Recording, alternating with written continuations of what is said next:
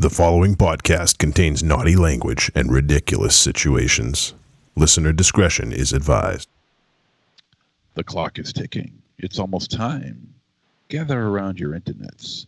All witches, all skeletons, all jack-o'-lanterns. Sit around and watch. And wait for the big giveaway at 9. It's almost time. Sit around and watch the magic pumpkin. Watch. And welcome to Trick or Treat Radio.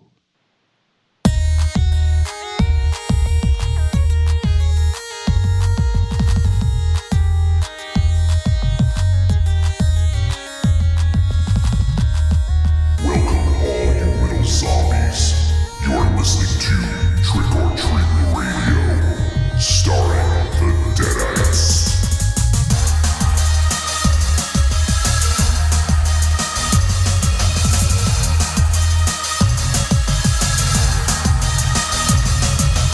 Welcome to episode 379 of Trick or Treat Radio.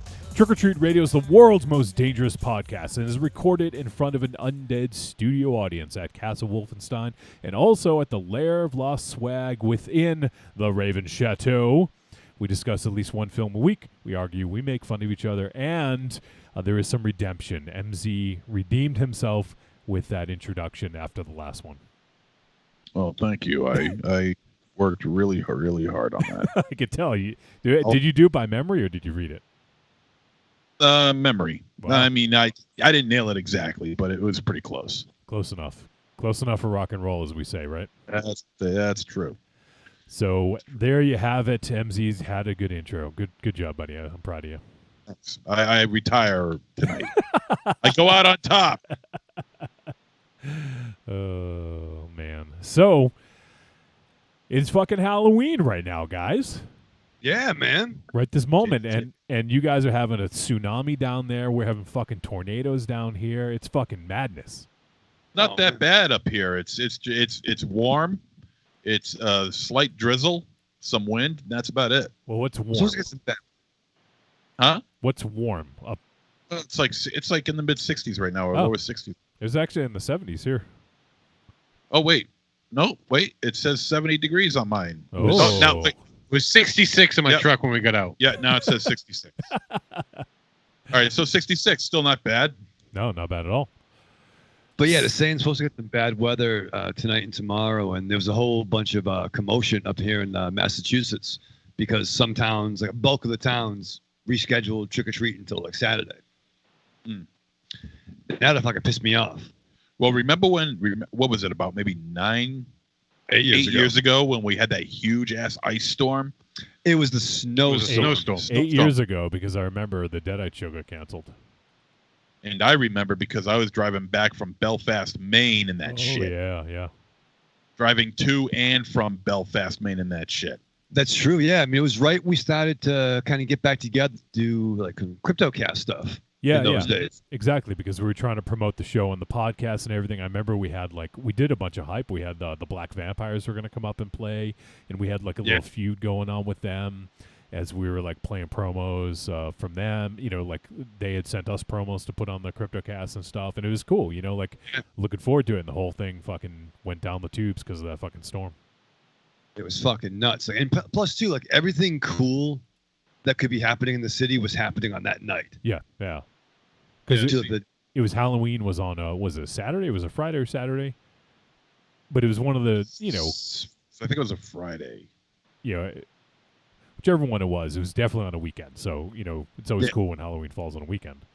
So, which is rare. So it's a rare thing. Yeah. And so we tried going out and made it to, I mean, only those who've been here know where it is, but down by the package store. Yeah.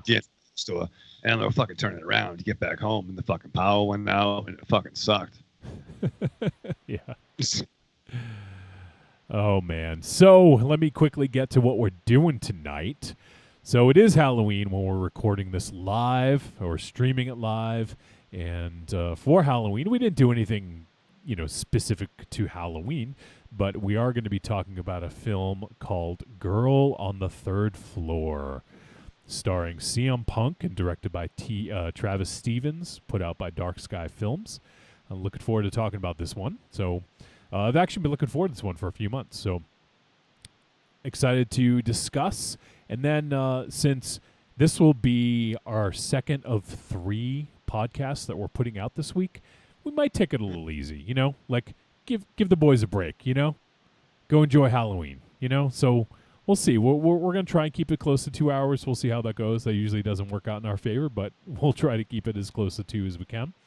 And so we released on today, we released our the 8th annual extra special Halloween special. And it was a little bit shorter than most, but I think it was a pretty fun discussion. Especially the best thing to come out of it is MZ's revelation about Dr. Loomis. I don't want to say too much in case people haven't heard it. I fucking God! I was talking to so many people about that over the last couple of days. Oh, so you were just spoiling it for everyone. Yeah, so you were talking to a bunch of geniuses, apparently. I was talking to some Jesuses over the weekend. Not Jesuses, geniuses. Oh yeah, he was fucking smart. He knew how to fucking do the carpentry, John Carpentry. Not really, because you're living off of that. He had to go into the Messiah business. And how ironic is that Jesus would die on the cross, yet he was a carpenter. It's very. How bizarre is that? I wouldn't be surprised if he It's did. not that bizarre. They didn't have metal back then. Well, I guess they shut did, but they didn't have metal crosses as far as I know. Big That's ones true. like Where did that. he get that cross, Johnny? I'm not sure how Jesus got that cross. I think it was given to him. He probably made it. Maybe he made it. Yeah. Did he make his own cross? It was his birthday. That'd be fucking weird. Make a cross, asshole. Fuck. That'd be asshole Romans. Don't do that, dude. Well, I make people dig their own graves. I mean, I heard people make the. Wow.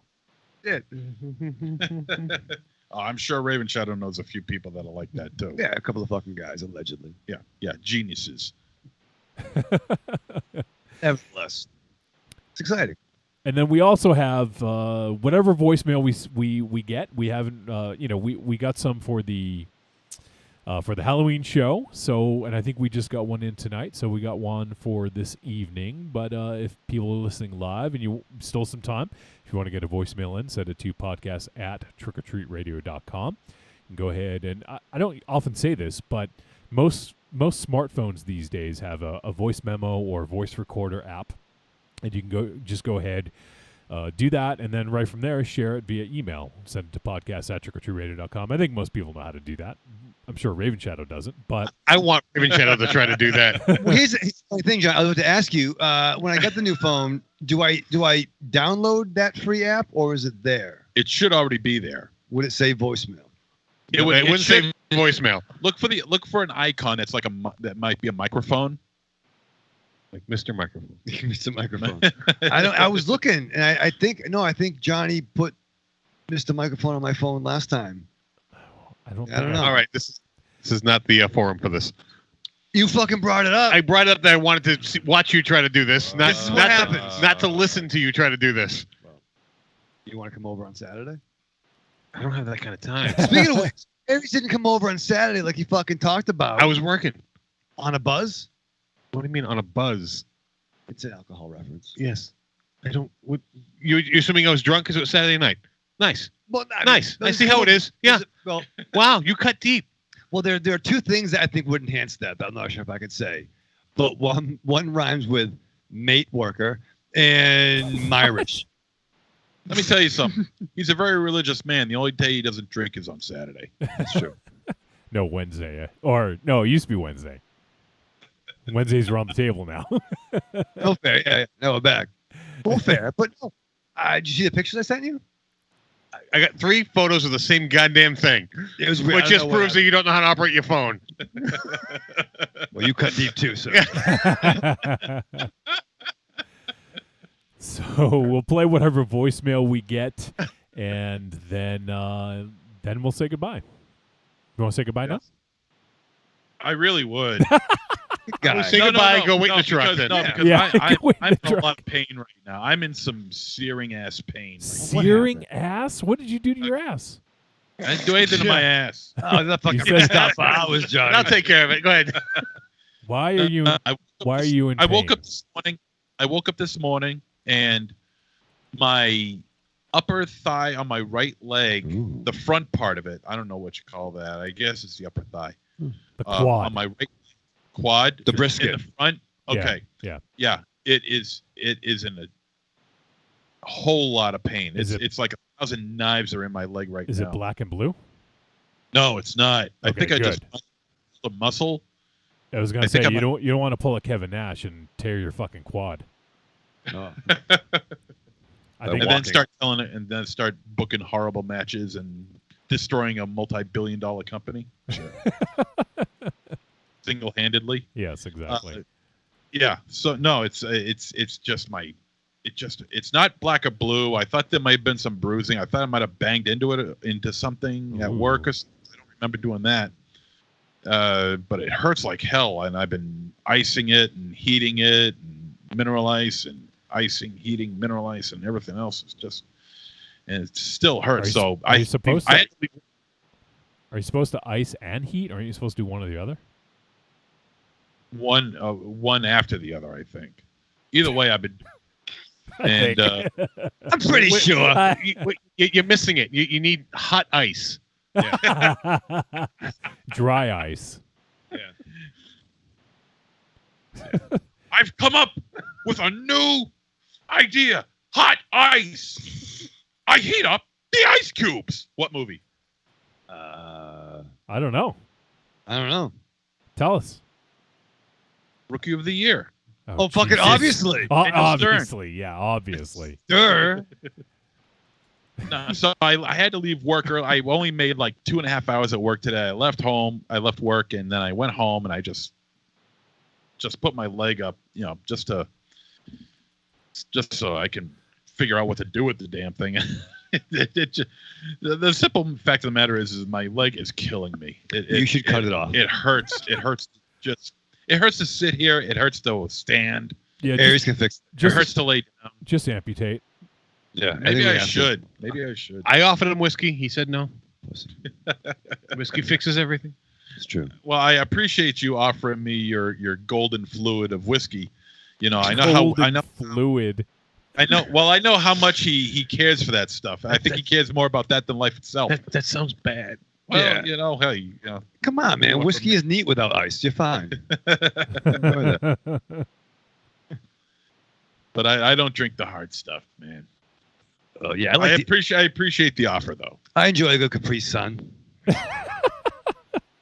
Maybe a Yoo-hoo. You shut the fuck up. Mock Just chocolate. Just shut up and send more pictures through your stupid ass phone. I'm gonna. Wow.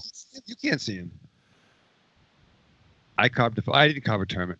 Marion carved 2 turnips, but I was in the room when You took credit for that. No, You I didn't. took You credit. did. Did you say you carved a tournament? Turnips. Oh, turnip. Oh, that's what I thought he said. Turnips. I carved the Batman one, and I degutted the pumpkin the first time. Okay, Pumpkin or turnip? What are we talking here? We had 2 turnips and a pumpkin. 2 turnips and a twist. It's a twist. And Marion did the turnips, and I did the pumpkin. But I did a cool like Batman not long Halloween, the first like tribute to the first Tim Sale, and what's his face? I'm forgetting his name.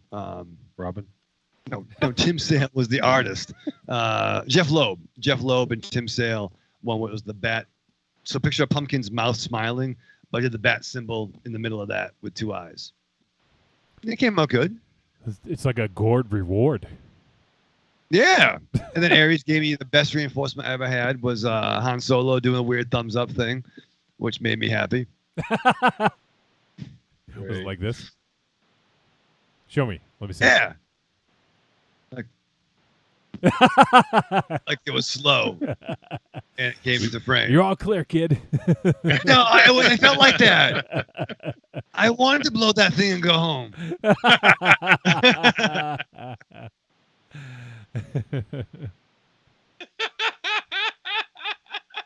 Wow. I'm seeing it for the first time. Pretty good, yeah. Oh, no, we keep getting voicemail. Now we got 3. Uh-oh. Jeez. Oh, that's it. You're never going home, Monster Zero. Buckle up, Yeah. MC. We're in the long haul. That's a Madville? All right. I want it, Raven Shadow. Yes. Be prepared. All right. I'm about to remove one of my 2 shirts. Ooh. I will try to do it Oh. non-sexual so you don't become aroused. MZ, get my dollars. It's impossible, Aries. Yeah. No, man. I don't. Last week you freaked out because I took my shirt off. I don't feel I was aroused. I was surprised. I think you did a whole thing. I think you were trying to be, Surprised. yeah. Right, said Aries. I took a shirt off. I don't know how you normally remove a shirt. And that's 2 weeks in a row with this Fred reference, and I'm not happy about it. I want to hear the music. Hey, Raven Chow, you're gonna be jealous. Why? Guess who I'm hanging out with next weekend? Right said. Oh, Fred. come on, pal. Yeah, I'm hanging out with. Are Right you said fucking Fred. really? Yeah, I'm hanging out with Anthony. Yeah, he's coming down to Baltimore to hang out. That dude's got fucking more time than fucking Doris Day, this fucking guy. He's actually he's taking me to the AEW pay-per-view. Really? He had an extra ticket, and he's like, "Hey man, I'm coming down your way. You want to come?" And I was like, "Yeah, hell yeah!" So He has 2 extra tickets? no, he didn't mention 2. He had an extra ticket, so I am paying for it. He's not giving it to me, Raven Chow, like the meal that you stole from him. Fucking guy. Really? No. You stole a meal No, from him? no, don't fucking. Wow. Fucking really, Johnny? There's a story here. Oh, waiting. I sold you down the river. No, listen, the bus is big. We can all fit. No, I was outside smoking a butt. I don't know what happened. Things got fucking done, and I wasn't notified that we were doing the end fucking cashing out. And so, yeah, I owe Anthony, some money. Motherfucker. I'm buying some dinner. You are true. Why didn't you pay him back at that point? He was already gone. He was gone. Gone. Gone. Yeah, Damn. Gone. he was gone. I gotta find him. I'll be with him next week, and I'm gonna PayPal. fucking tell him that you fucking skipped out. You fucking guy, wow. And I fucking asked you, I'm like, should I have anxiety? And you were like, no, don't have anxiety. Because I'm like, Johnny, I feel like I'm having anxiety. But now I'm fucking gonna be Right back there. I'm back, yeah. I'm like fucking American Russia at the end of fucking Superman 4. I'm on the fucking brink. Yeah, see, this is funny, though. If he didn't talk you off the edge, you would have jumped, and we Yeah. wouldn't have had this fun little chat. Oh, Exactly. I'm gonna message him. I'm gonna message you. Oh shit. So I will be hanging out with Anthony. I'm looking forward to that. It'll be fun. Gonna go see. It looks like it's shaping up to be a pretty good pay-per-view. You've been watching the AEW still, Raven Shadow? Yeah. I caught the Young Buck match when they were just like Ken and Ryu last night. Oh, I haven't seen it yet. It was pretty No dope. spoiler. The main event is fucking dope, dude. Was it the The tag finale. team tournament? Yeah. Yeah. Okay. Yeah, I'm looking forward to that. Holy shit. Yeah. It was so fucking good. Watch that shit, dude. Yeah, I'm actually 2 episodes behind, so I'm going to watch it before I go to the show. But, yeah, looking forward to that. And not that anyone listening probably really cares, but since the Baltimore Orioles are fucking terrible, they're not my new home team. I chose the Washington Nationals as my home team because they're an hour You away. fucking homer. No, I'm Fucking home. still Red Sox fan. It's easy to jump on that bandwagon this year. Yeah. And I predicted that. and I also predicted, they're in the predicted National that League. at the beginning of the postseason. I said Nationals over the Astros in 7. I said that at the beginning of the postseason. What, you never said it to me. So what the hell does that mean? Why You didn't say you, what? So if I why didn't you people tell what? your friend who is a baseball fan and in a fantasy baseball league with you? Why wouldn't you tell me? are you the only one who is a fan of baseball and in a fantasy baseball league? With you? Did you tell How do you- anyone? Did you tell anyone how do else? you- Did you tell anyone don't- else in the league? No, you don't know what I do when I'm not playing on the league that you're on. Well, it's easy to spout off that you said these things at people at Exactly. work. Yeah. Yeah, because I did. Because I think it's a bunch of bullshit. Honestly, if Oh, you didn't tell. Yeah, I kind of did. You didn't tell me. You didn't say it. So I didn't tell him. You didn't say it I on have the fun with show. him. Yes. So how do we believe you? Yeah. What's the betting process? Give us a number. We'll call someone right now. Yeah. Give us the number. I'll call. Was it Was it the guy? Rufus or Ronaldo? You told. Yeah. Or was it the guy that you interrupted while watching Battle Royale 2 at lunch? Yeah.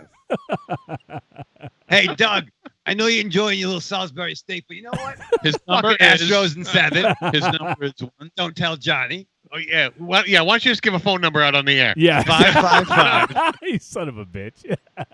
It's a fucking Canadian extension. You don't know him. Yeah. It's my girlfriend in Canada. Yeah. It's Howie dating Cheryl Teague or whatever the fuck. Did you also predict Howie Kendrick was going to hit the game-winning home run? Nobody Yes. could have predicted that. Nobody could have predicted You have to change that. the lyrics to the song now. I am. I'm in the middle of writing it right now. As a matter Okay, of good. fact, Get it ready for since the. I'm laid up all day for my fucking leg. I really want to know what the fuck you did Good to your for them. leg. I'm glad they won. Yeah, no, it was good. It was good. People don't give a fuck about baseball on the show, so we'll table that discussion. But how did you fucking hurt your leg, MZ? Was it just did you all of a sudden just feel it, or was it just over a little while just start to hurt? It was at some point during the night, probably around 3:30 in the morning yesterday, or this morning rather. Oh, And, so it wasn't while you were at work or something. No. I went to bed fine. I woke up around. You went to 3:30. bed fine? I went to bed fine to feed the cats and take a pee, but You do all that in something bed? wrong.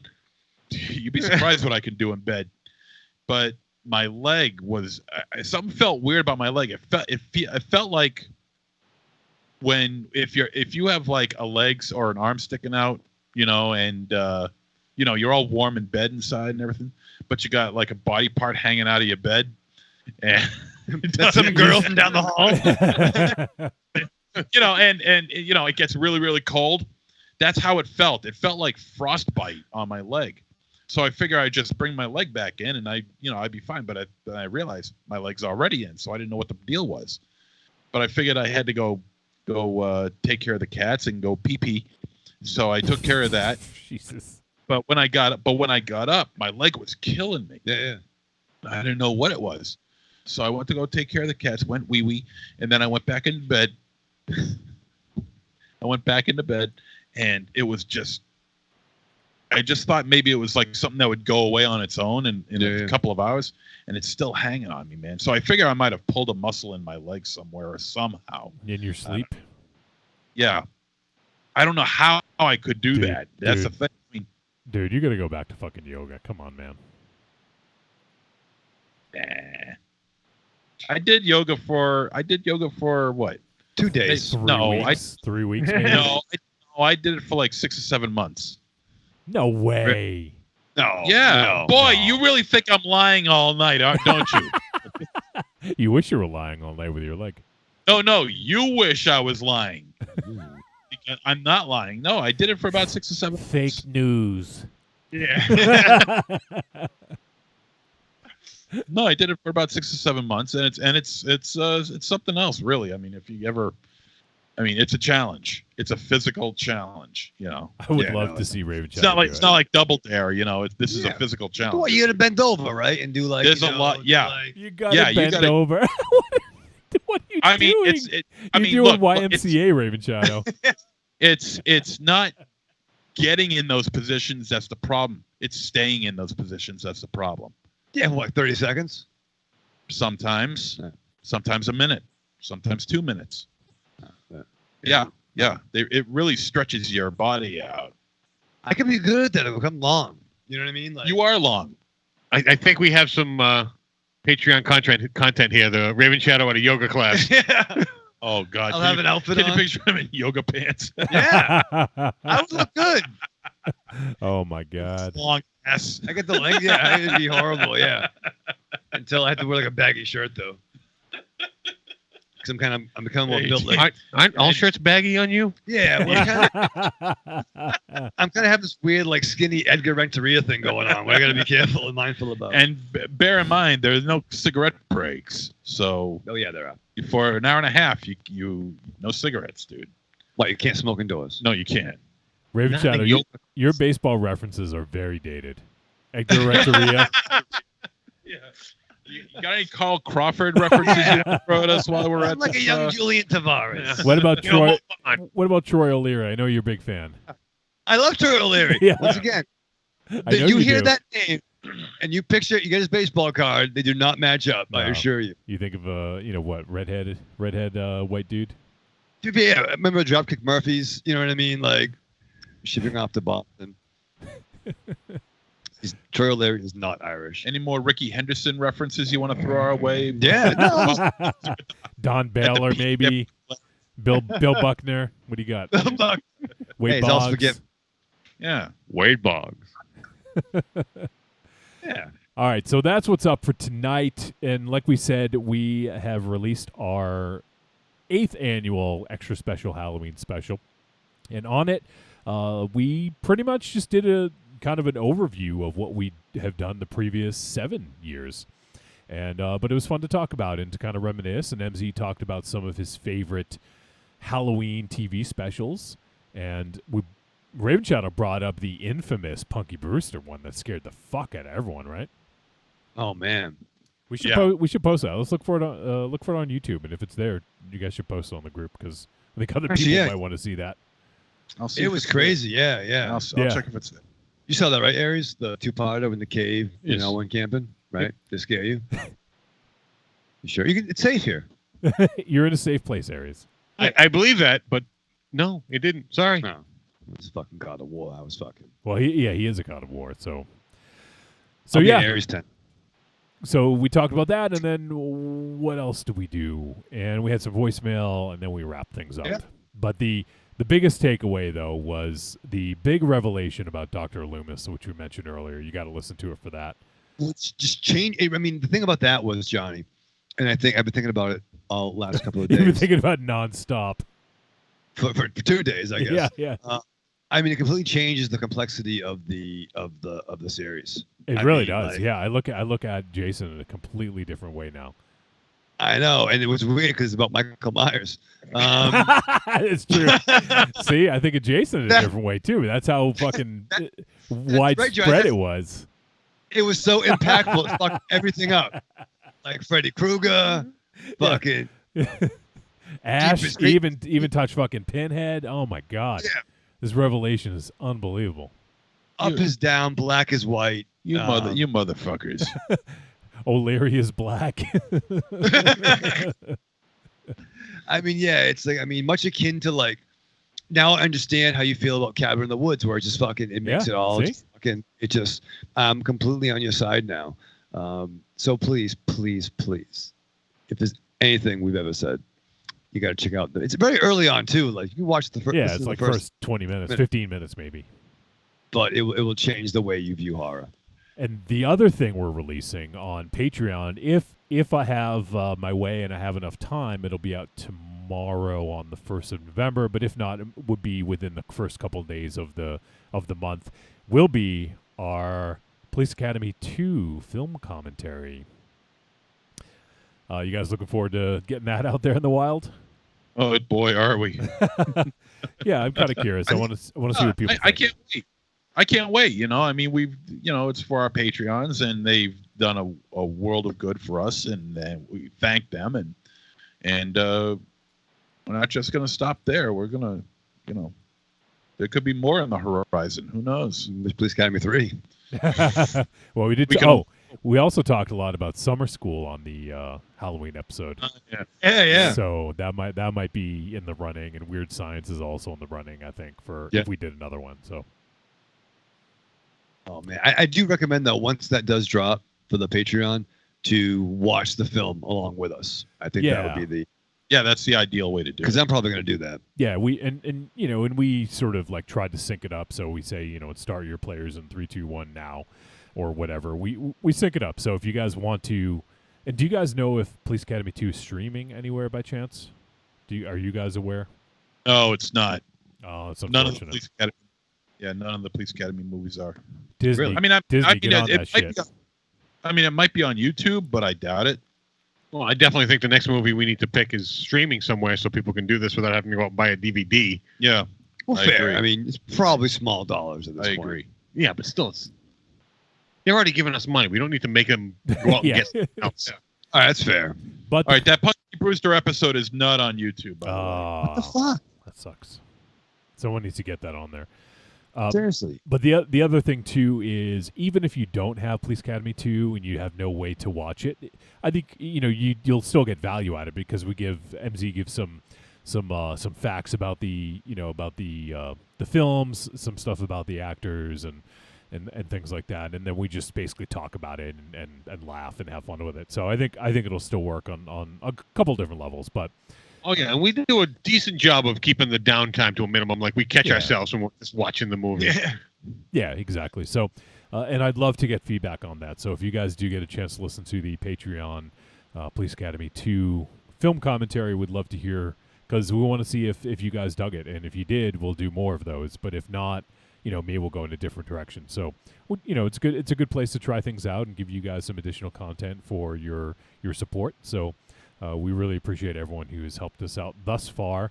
And if you guys want to get in on the act and you want to hear that Police Academy 2 film commentary, head on over to patreon.com/trickortreatradio. And for the exclusive audio content, it is $5 a month.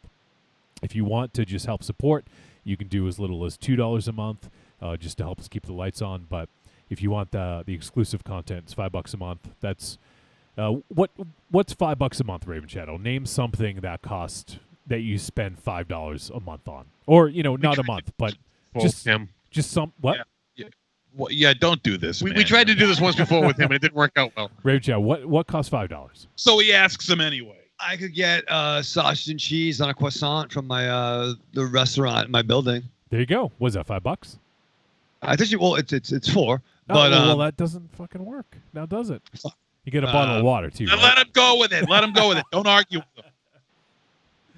yeah, you get All right, so it's almost $5. So there you go. almost five. All you do is you just skip that one day, and there you go. There's your $5 payment, right? Yeah, it's Or as we just said, if you smoke 10 less cigarettes a month, there's $5 right Sure. there.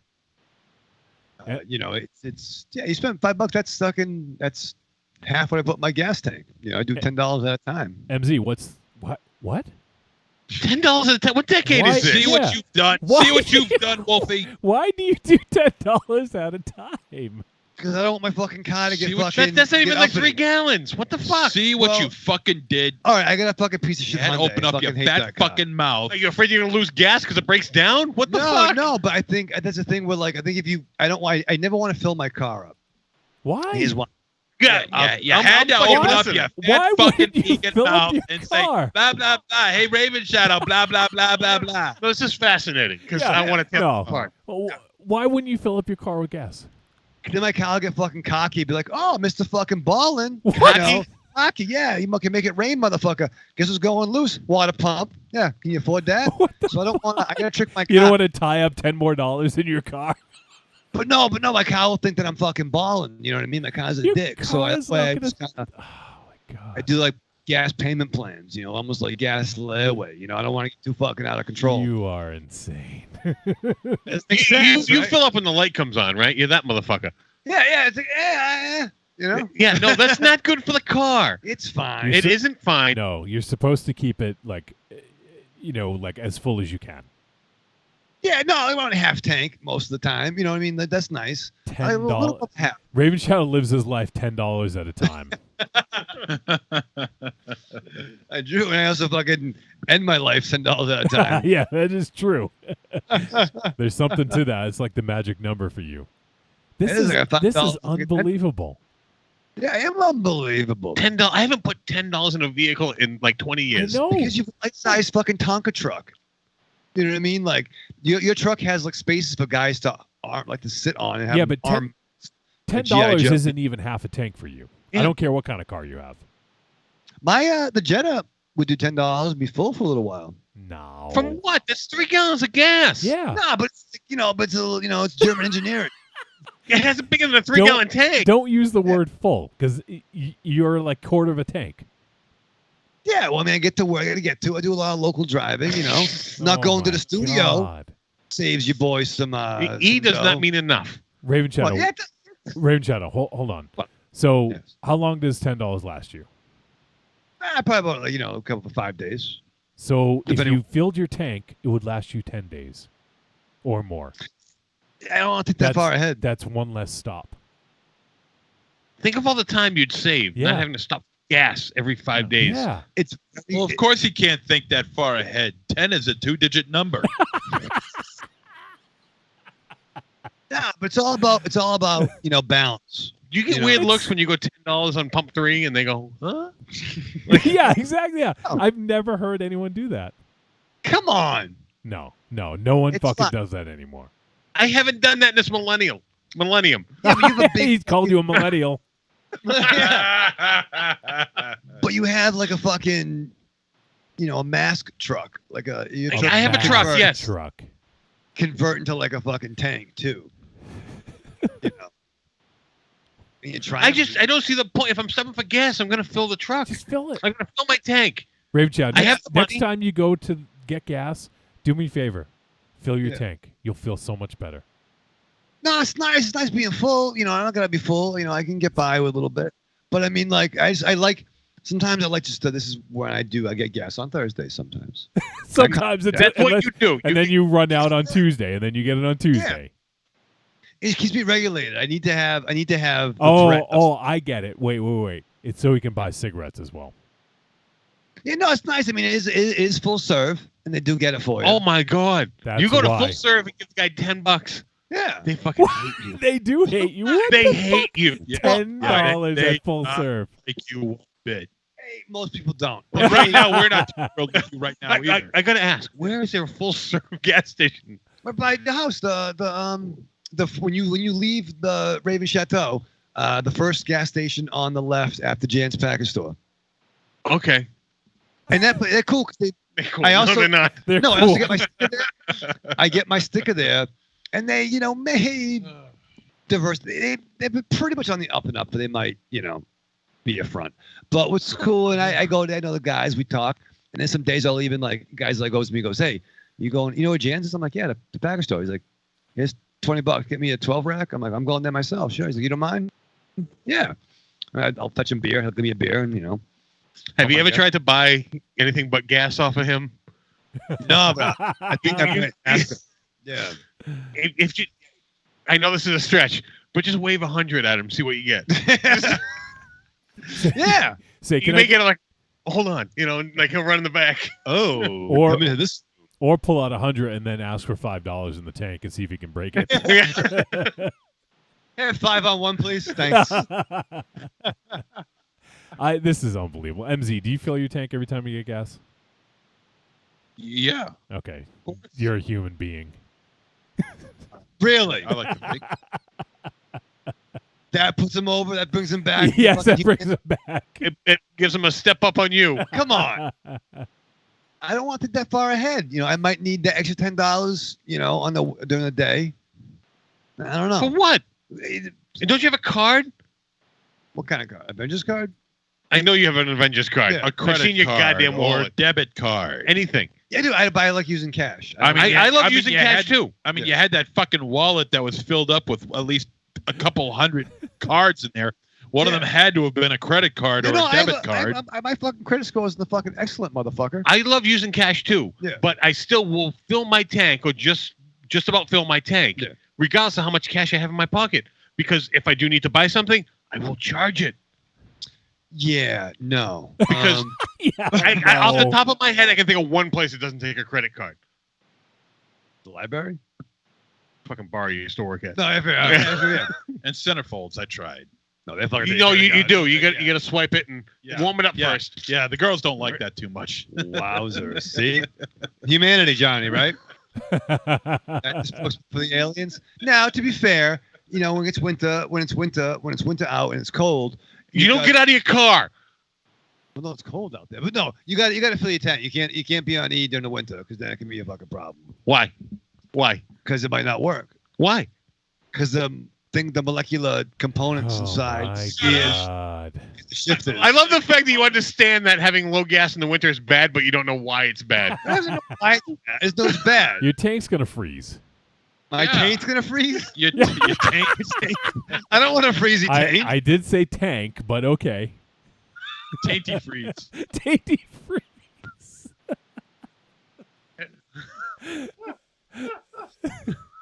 Wow. I miss my heated seats. My tank was always warm back in those days. Yeah. You tain't kidding.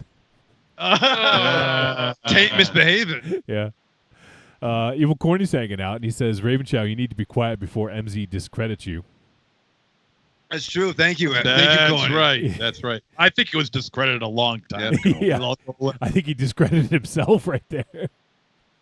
And he also says, oh, happy Halloween, guys. Yeah. And Happy Halloween. he also says Raven Shadow has never had to push a car or got stranded.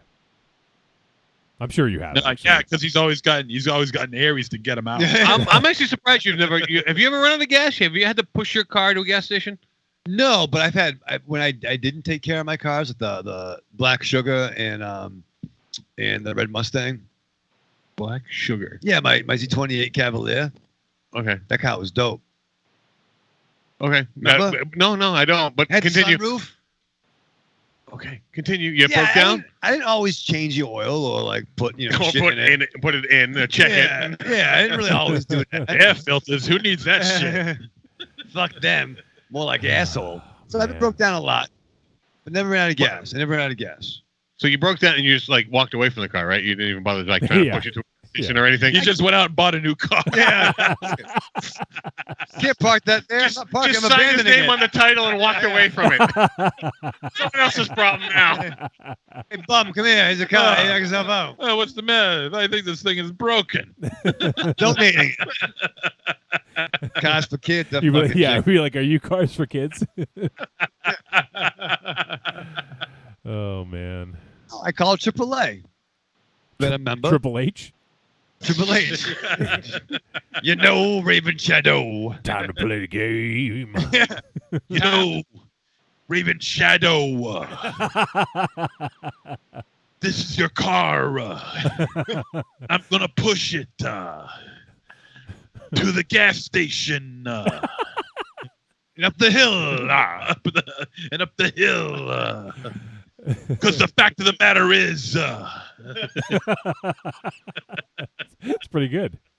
You've done that before. I've had practice. I have a very lonely existence outside of this show. That's fair. Oh man. All right, we got to move on. Please.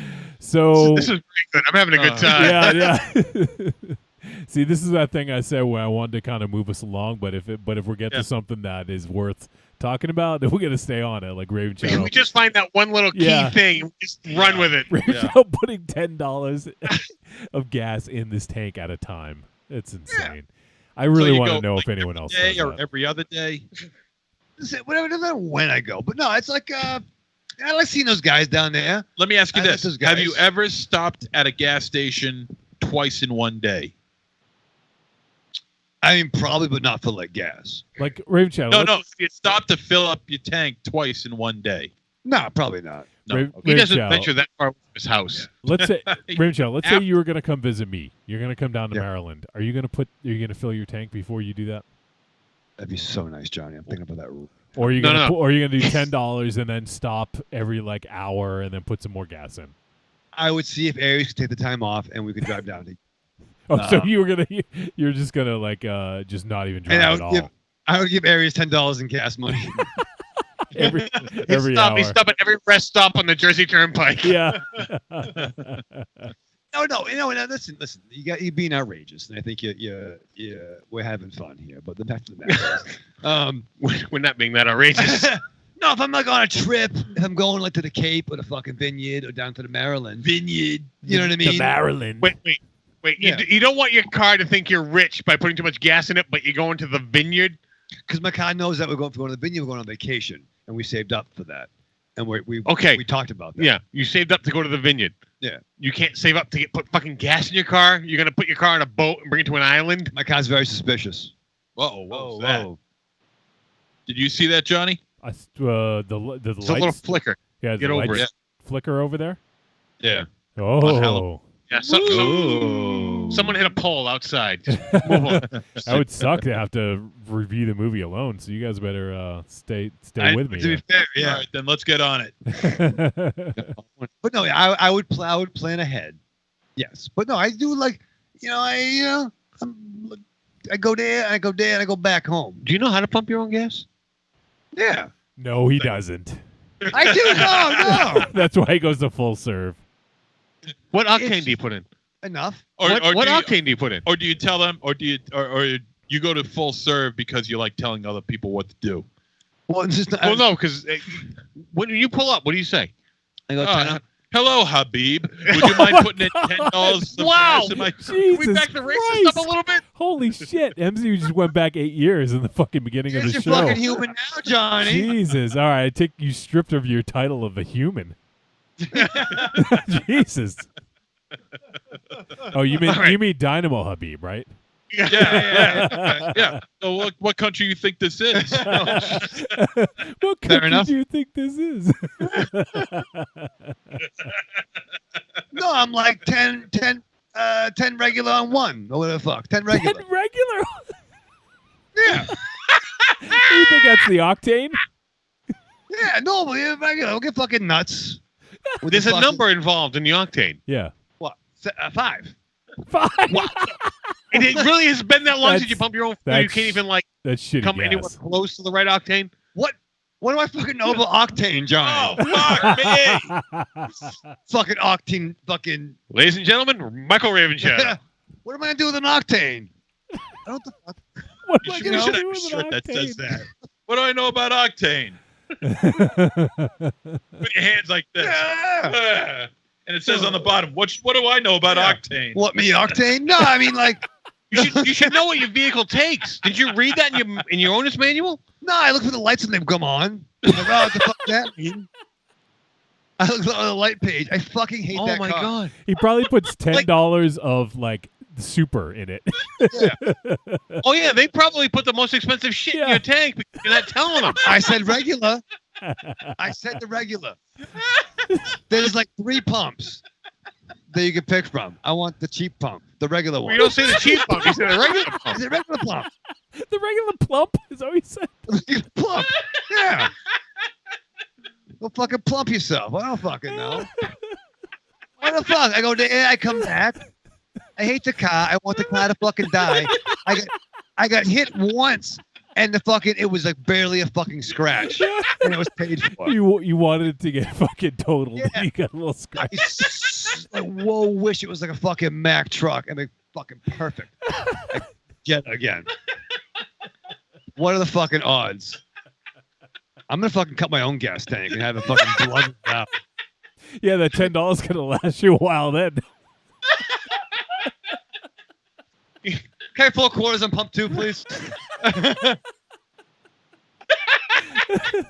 I get a fistful of dimes on pump number 3? Here's a Shaw's coupon on 2, please. Thank you. Ultra. Thank you. You're 4 quarters. Can I get a nickel back, please? There's a bottle cap and a dirty muffin. What can I get with that, please? How far can I go? Do you like Reese's? There you go. This expired Chuck E. Cheese coupon. Or Discovery Zone. Yeah. No longer around. The Men in Black laser tag challenge. This is Marlboro points. Yeah, do you guys accept Marlboro points? I got Camel Cash. 2 more, I get 10, bro. Come on now. Hook your boy up. Yeah, free stimulus debt for you. Oh, God. MZ's going to die. He's going to die Oh, tonight. man. Yeah. All right, well, we were trying to figure out what costs $5 to try to find an equivalent to what people might save money on. Are we still on that? Is that what? That's how we got here. That's how we got here. So apparently, Now you know why I asked MZ. No. yeah, if he had asked one of us, this would have been over too quickly, Yeah, right? yeah. And not nearly as entertaining. Corny says, I witnessed Raven Shadow pump gas while I was buying scratch-off lottery tickets last year. Thank you, Really? Corny. So there you go. Corny's my advocate. Corny, did he put $10 in the fucking tank? And did he put the gas in the tank, or did he just pump it onto the trunk? No, the Get in gas. there. Open Get the in hood there. and just sprayed it on the engine. Yeah. Wait. There's a cap here underneath the engine. Oh, it says it's the radiator. I guess the gas goes in there. I know where the fucking gas goes. You're Clark W. Griswold, and you rip your license plate off. Roll them up. All right. So if you guys if you don't want that to happen to you, just fucking go to our Patreon, patreon.com/trickortreatradio, and you can hear the exclusive content for as little as $5 a month. So, also Save yourself the gas money. Stay at home. That's what I'm trying to fucking say. You don't gotta go out, guys. Oh, Jesus Stay home. Christ. You can put Trick or Treat Radio on in your car in your fucking yard. Up on blocks. All right, and if you guys also, I know Black Friday's coming up soon, and the holidays are coming up. Most of you are going to use Amazon to go ahead and buy your shit. So go ahead and use our link. Go to trickortreatradio.com, scroll down, look for the Amazon logo, click it. It's going to bring it right to Amazon. Input our affiliate link. Everything you purchase in that session gets attributed to us. Doesn't cost them any extra, Raven Shadow. But it's another way to help keep the lights on. That's right. So you can go ahead and help us out by using our Amazon link, and we get a cut of that. So go ahead and use that. And then also on trickortreatradio.com, we have some links. Click on the store, and there you'll find some digital goods. We got the greatest hits of Trick or Treat Radio volumes 1 through 3. If you happen to be a new listener and you haven't, heard some of the past episodes, and the 379 episodes is a little daunting, you can go ahead and check out the greatest hits and get, greatest hits, misses, conversations, interviews, funny bits, songs, whatever. It's all on there. So our boy Dane Unda is hanging out, and he says, "Happy Halloween, everybody. For the first time ever, I've been watching horror movies all of October. I have just been inspired by all my American friends, and I have to say it's been fucking awesome. Now I'm on now I'm on holidays watching you guys, and at horror movie festivals, hit you guys up later and let you know what the best movies were." Awesome, man. Thank you, Dane Unda. I know he caught a screening of The Furies, which I'm kind of curious about. He posted a link about it, and so yeah, absolutely, Dane. Anytime, we love hearing from you, and we'd love to hear about some cool flicks that are coming out because you're at the festival, man. So let us know when you get a chance. And well, I think that is all we got to hit on for the intro here. So, Raven Shadow, when you sit down to watch CM Punk and Girl on the Third Floor, what did you do to prepare for this movie? I was getting excited, Johnny. How so? The night I watched it was night we recorded the Halloween special, so it was nice. I was feeling good. I was feeling the mood, and I could watch some CM Punk. Just because it was playing in the other room while you guys were talking in here doesn't count. That is true. What? Johnny, it was on, right? You could tell that it was on the TV. It was played. I feel that Aries is now naysaying me. I think he's trying. I'm happy you got that, because that's exactly what I was saying. I think he's trying to undermine me. He's trying to embarrass me in front of Monster Zero. I don't. A little bit, yeah. Yeah. You know what I mean? People listening. Corny's there. Dane's there. I don't think I appreciate the. I think they're all chuckling. No, I think they're like saying Aries is being a fucking dick. Yeah, that's why they're I chuckling. think I can hear Dane from here laughing. It's part of my charm. I do. Yeah, no. Did you miss the fact where I'm an asshole? You're a very nice man. But you're a nice ass. If I'm a nice man, then why is it every time I meet someone new, you always whisper in my ear, "Be nice"?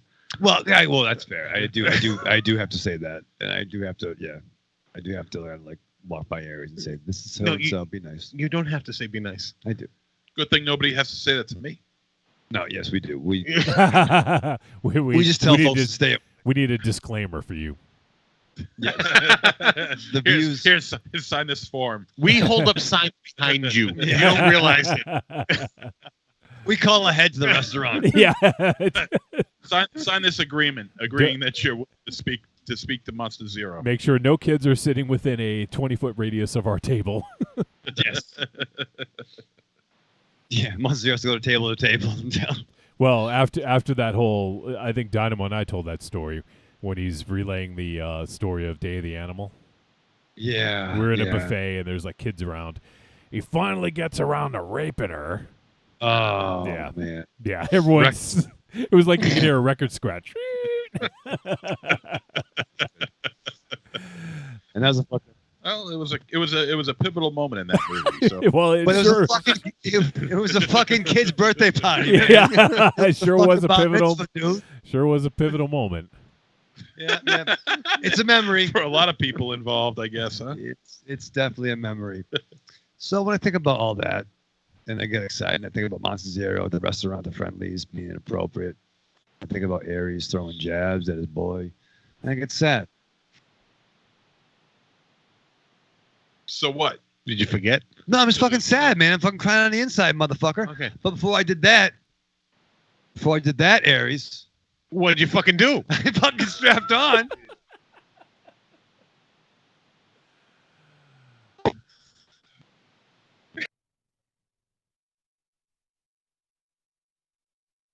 The following message is a paid advertisement for the Cult of Muscle podcast. The Cult of Muscle. You're either in it or you're dead. It's the dawning of a new age. The halls of Valhalla have been shuttered. The heroes of yore have either retreated to the shadows or taken to capering for the amusement of the small folk, their past glories a distant memory. The barbells have been torn from their once puma-strong grips. The beards shorn from their square jaws, only to be transplanted onto flannel-clad, puny weaklings with fingers barely powerful enough to strum a ukulele. The time has come, my brothers, to restore order from the chaos. No longer will our heroes be forgotten. No longer will their great deeds be viewed through a foggy lens of irony. Hear now our rallying cry as we scream it from the mountaintops, as we bellow it from iTunes and Libsyn and Facebook. It's time to join the cult, my brothers. So don your cloaks and enter the Cult of Muscle. This is Matt Kennedy of Astron 6. You might know me as Manborg. You might know me as Father John Sullivan in Father's Day. But what's important right now is that you're listening to Trick or Treat Radio. Oh, delicious nerds. Ms. M knows you like to chat it up with other sexy shut-ins about comics, movies, video games, and your favorite TV shows. If that sounds like you, cuddle up to the Trick or Treat Radio Facebook group, or the FIB. That stands for Fan Interaction Board. Just go to Facebook and search for Trick or Treat Radio and have more fun than a Jedi at a lightsaber sale. Not enough? Watch us on YouTube, The Deadites TV, all one word. Last but not least, check out the world's most dangerous talk radio show, Trick or Treat Radio, at trickortreatradio.com. I can tell you I'm never coming back on this show. Especially now that I did that thing that you just didn't do. Which I will be sending you an invoice for.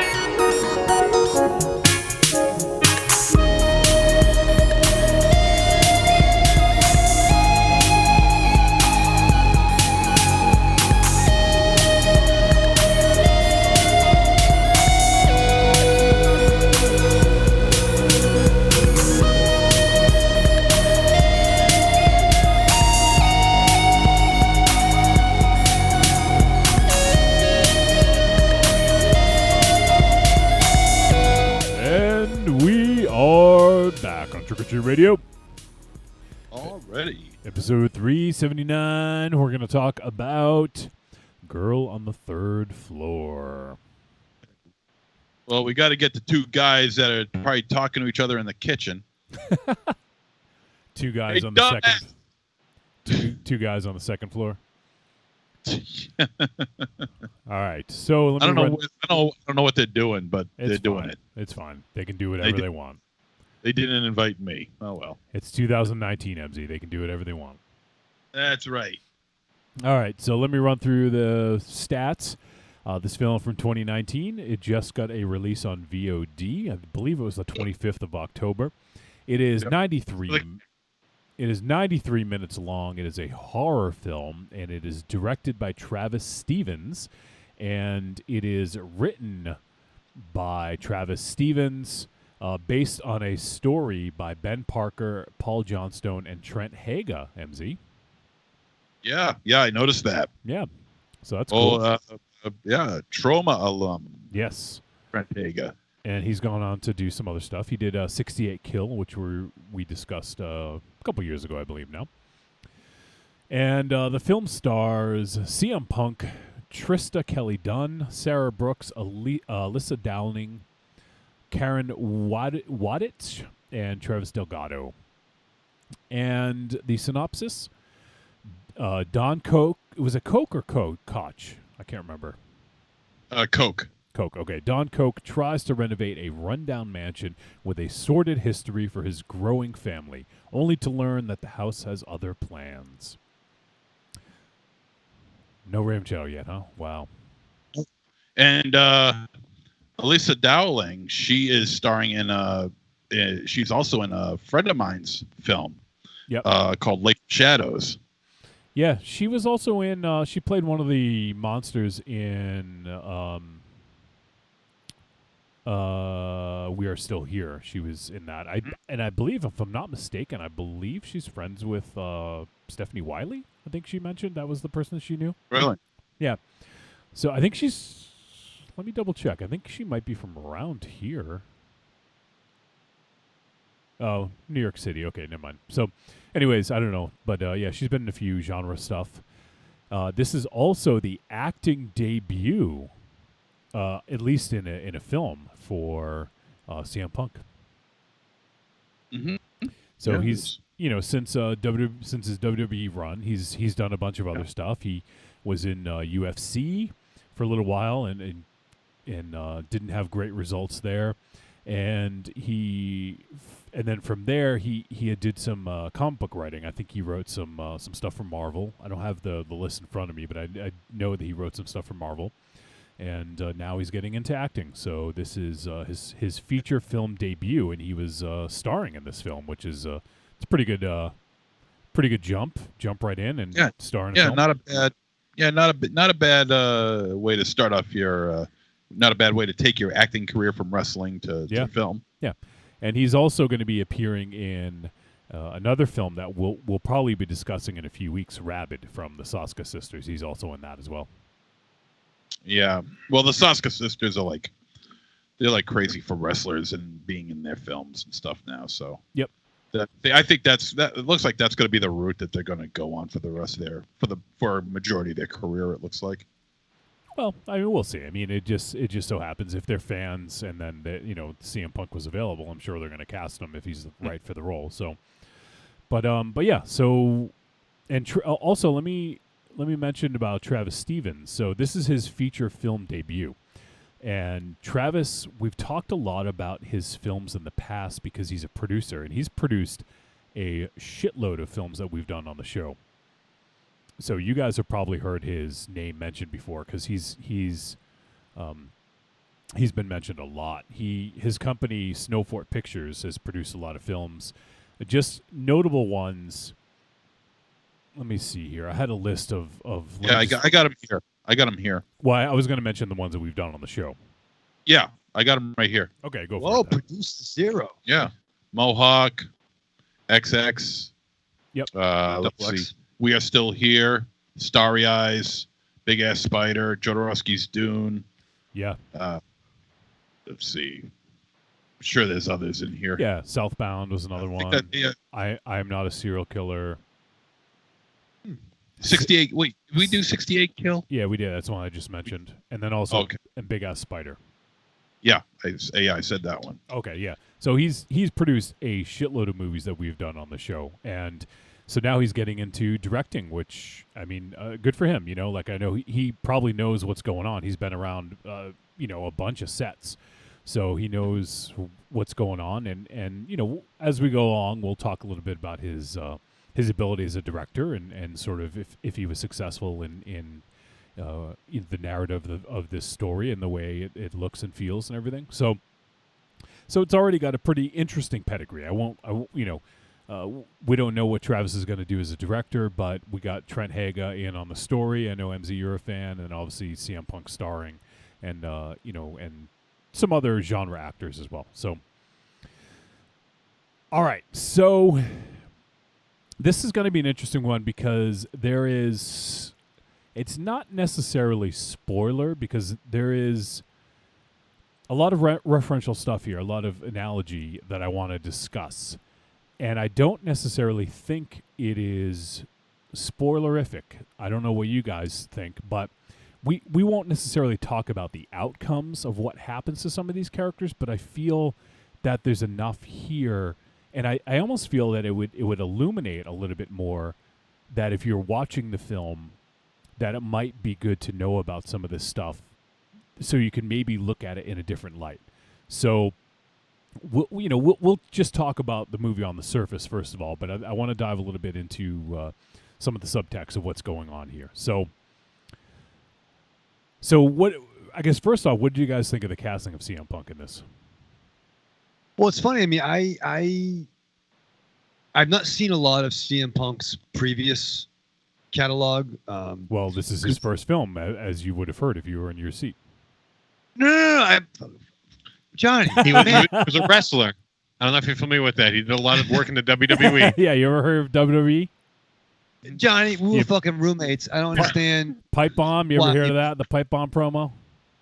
Yeah, no. He had the fucking urn. The urn with fucking Paul Bear's urn. He took that. Was rude about it. He was rude about the urn. But no, what I mean is like when I saw CM Punk when probably like 5 years ago. Did he pump your gas or something? Yeah, it was like, yes, CM Punk. 10-1.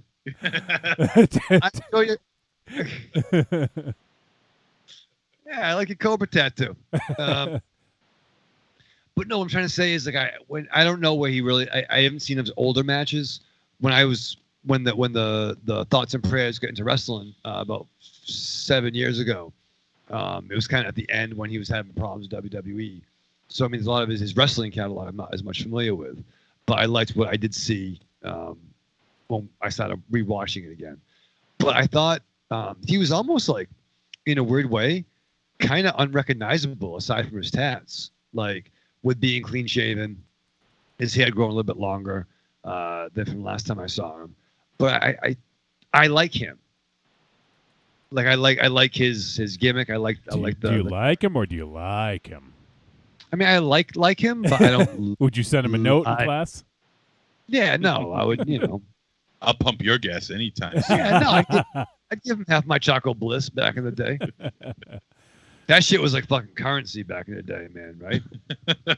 Choco Bliss, they don't fucking make them anymore. Remember that?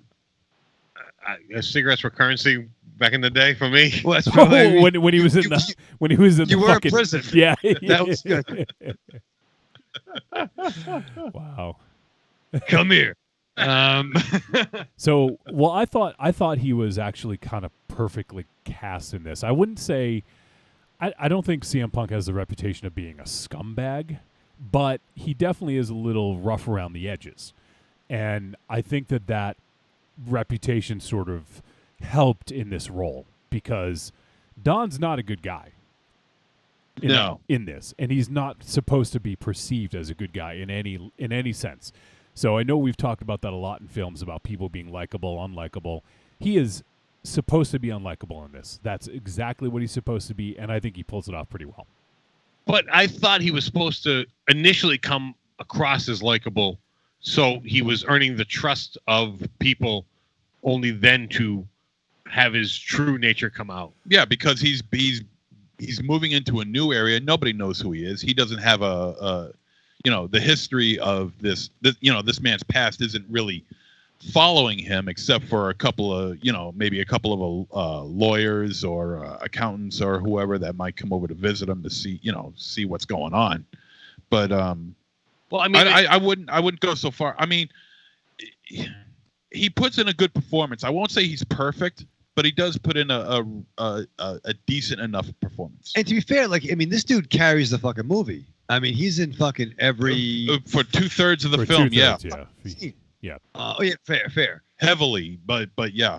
And what I thought was interesting was, so yeah, basically he's from the people that do know him, or some people he engages with on like a business level.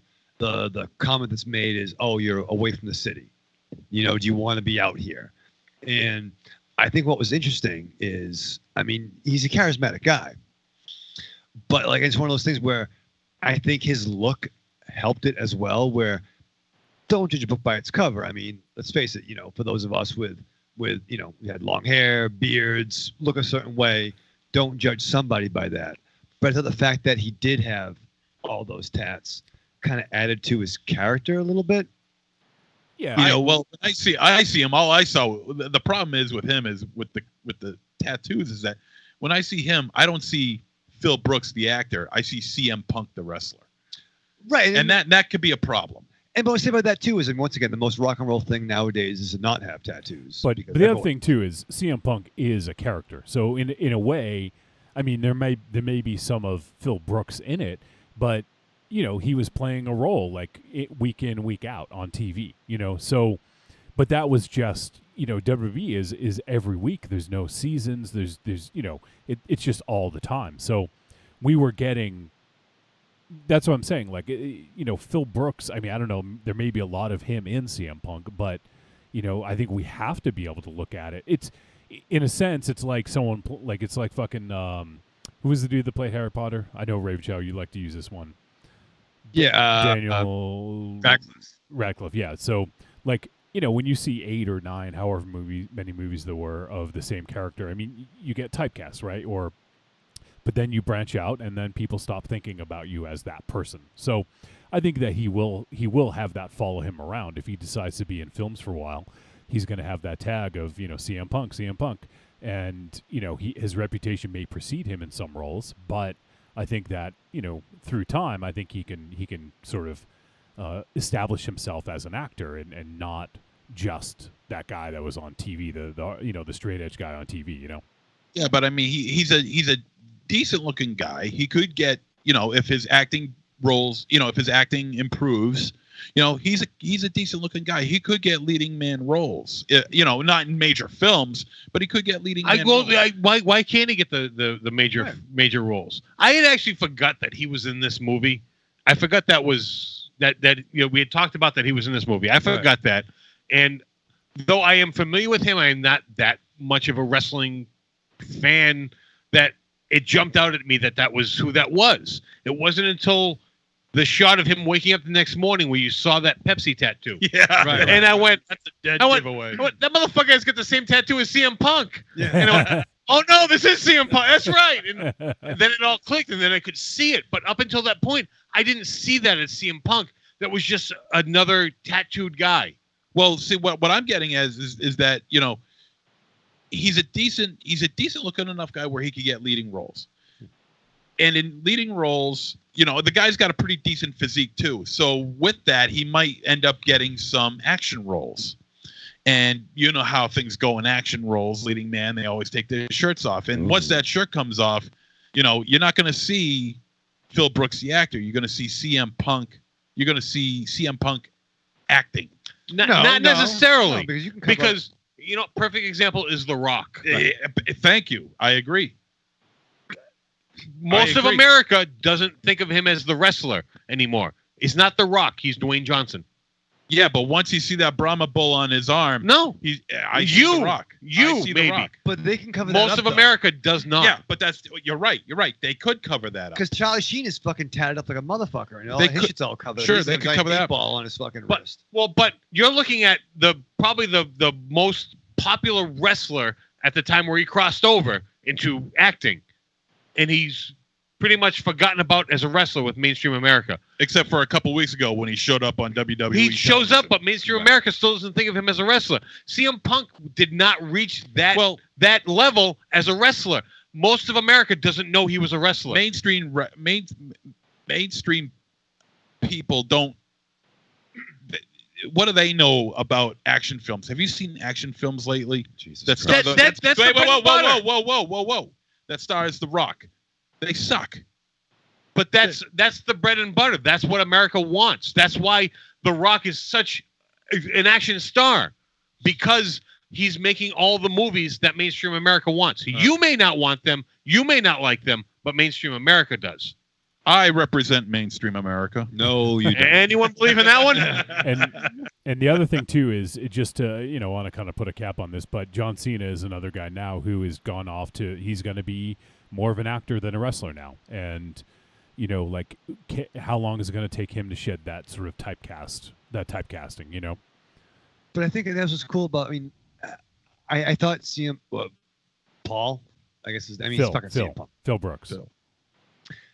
His character was interesting, and he is. He kind of had like a young Bruce Campbell kind of vibe to me a little bit. Campbell. Campbell. Campbell. There you go. As in Campbell's soup. Yes. And I will agree with that. There was I think he definitely looked to Evil Dead and Ash for some inspiration in this, and there was some inspiration from Evil Dead 2 in this. A little bit. Yeah. No, I mean not throughout the film, but there was some scenes that were definitely inspired by. Sure. But I don't think his casting was like a gimmick. You know what I mean? It wasn't like getting Hulk Hogan or getting even. Well, like no, Roddy because he Piper. wasn't billed as that. And he was. I don't think he was. And despite his career, I don't think he ever crossed over that largely enough. Where once again, you ask any average normie, they're not going to necessarily know who CM Punk is. That's what I mean. I mean, he was not billed as CM Punk. They did not push this as CM Punk. Yeah. He started this as Phil Brooks. Phil Brooks, and that's how it was. He is now stepping into being the actor Phil Brooks rather than the wrestler CM Punk. Now it makes you wonder why IMDb lists him as CM Punk then. And well, not because he's listed as CM Punk as on WWE, so it helps his filmography, If you look at the movie, I'm sure it says listed as Phil Brooks. Yeah, it does. It is. Says in the movie, it is. Brooks. Yeah. So but that's. I mean, he has a huge. I guess. If you count TV, which WWE is TV, he's got a huge filmography. He's got 66 credits.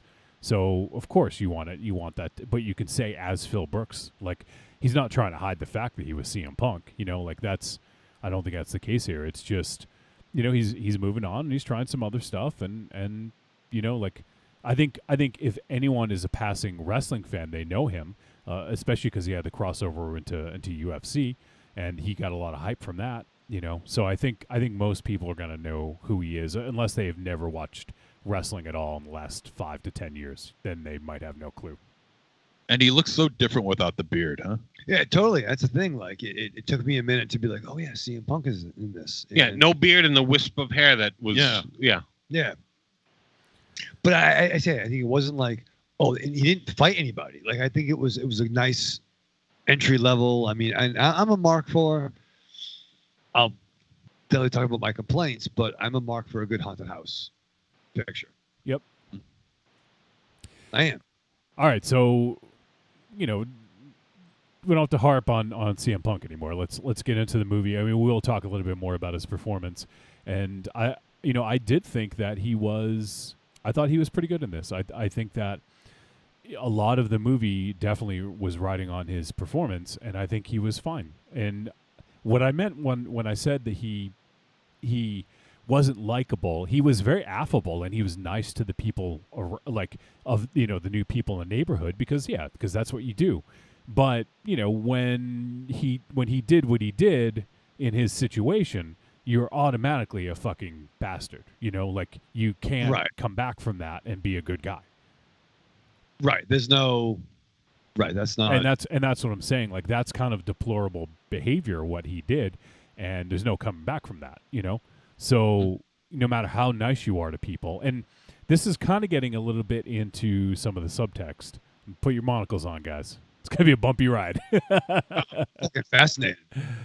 So I actually, the thing is, this movie can work on two levels, which I think is part of why it works pretty well.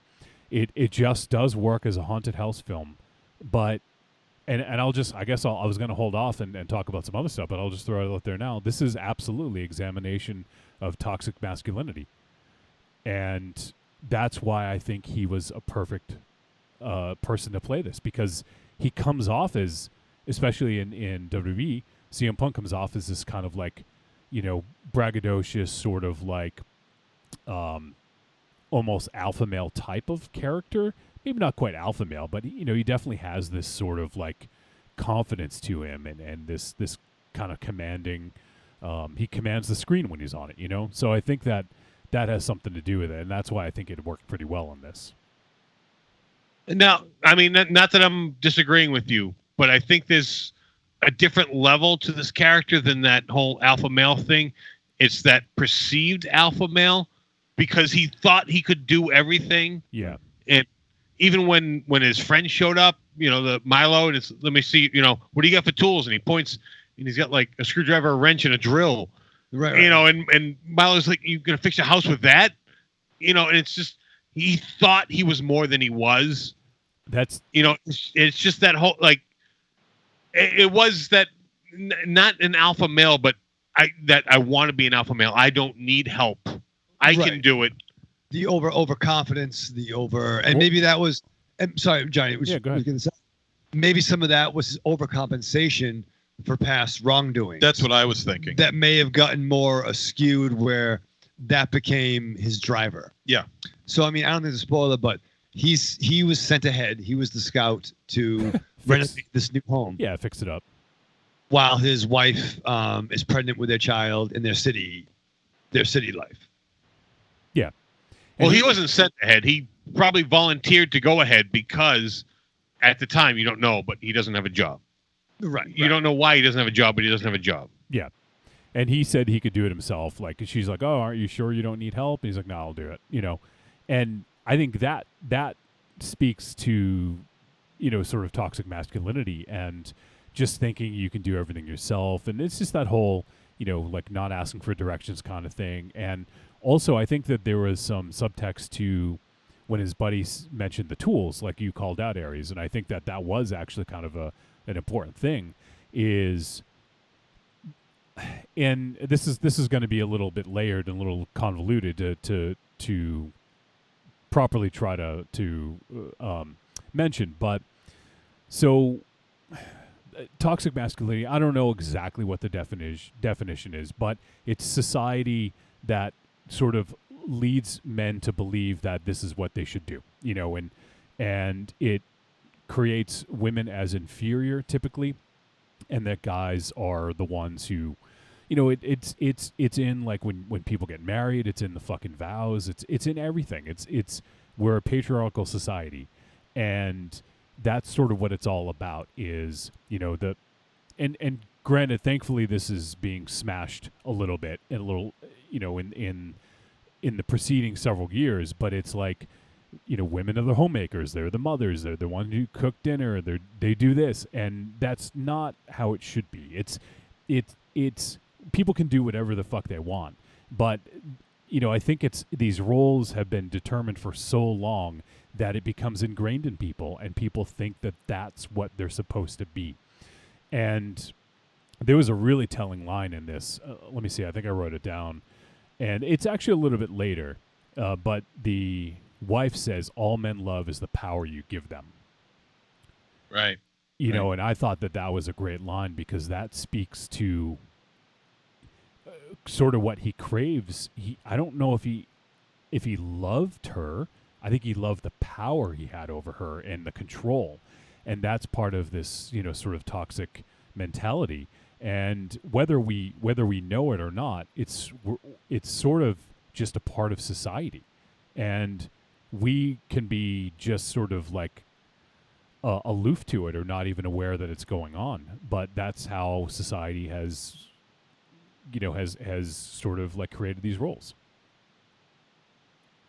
Were you gonna say something, Rich? You know what? Oh, go ahead. Yeah, no, I 100% agree with that, and I'm sorry for stepping on your toes or whatever. I don't know the proper term, but without knowing the proper definition of the toxic masculinity, I realize now that we're on the same page as far as what you were saying and what I was saying. Yeah. No, absolutely. And I think that a lot of it was just sort of, subtext, because when talking about the tools, he's like, "You're going to do it with that." Like, so I think the thing is, like, most guys are giving, think that they can do whatever they want to with very little, and they think they don't need help, and a lot of guys just assume that they know what to do, but there's not. And I also think the house being in disrepair is another metaphor. Is he's sort of like hiding all these, with the house sort of falling apart and oozing, and there was a lot of oozing in this house. Oh, can I tell you, I hated him right from the get-go when he walked in, and this is not a spoiler. There's a black stain on the wall that's obviously wet. Yeah. And what does he fucking do? He pushes his hand through it. Yeah. I finger in it. I verbally went, "What the fuck?" Yeah, no, yeah. Like, grab a stick, a knife, a screwdriver, poke it. Don't fucking put your finger in it. Yeah. And anything wet is bad. Sometimes. But Wow. We're dealing with a house. Good save. Yes, exactly. Yes, thank you for clarifying. Black Aries. and wet. You call it professional. Yeah, exactly. That's when you fucking any idea of like, I'm gonna fucking do it. No, and But- listen, I've heard of fucking when the walls fucking drip blood, but when the walls fucking ejaculate, that's when. Oh yeah, it's fucking coming out of the outlets, and he's just wiping Yeah. it away and plugging his fucking drill in. Yeah. That's weird. Yeah, the house is definitely a metaphor, not only for his marriage, but in his life, but also for him when you think about it. Yeah. If there's fucking ejaculation coming out of the fucking wall,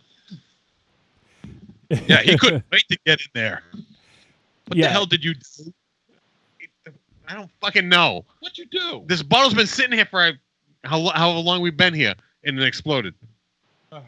Jesus. Aries is fucking shit up. So Yeah, the house is definitely a metaphor for him and his life and his marriage. well, and his fractured. Yeah, it's all fractured and everything. He's trying to fix it. What are you doing? And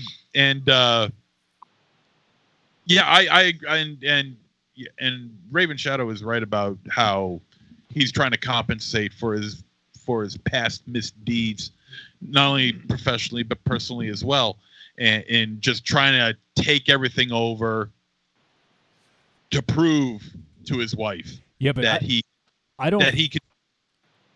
Sorry, MZ, go ahead, finish. No, I was done. I don't think he was trying to make up for it. I think that's just the way he is. He thinks that he can always be in control and make things okay.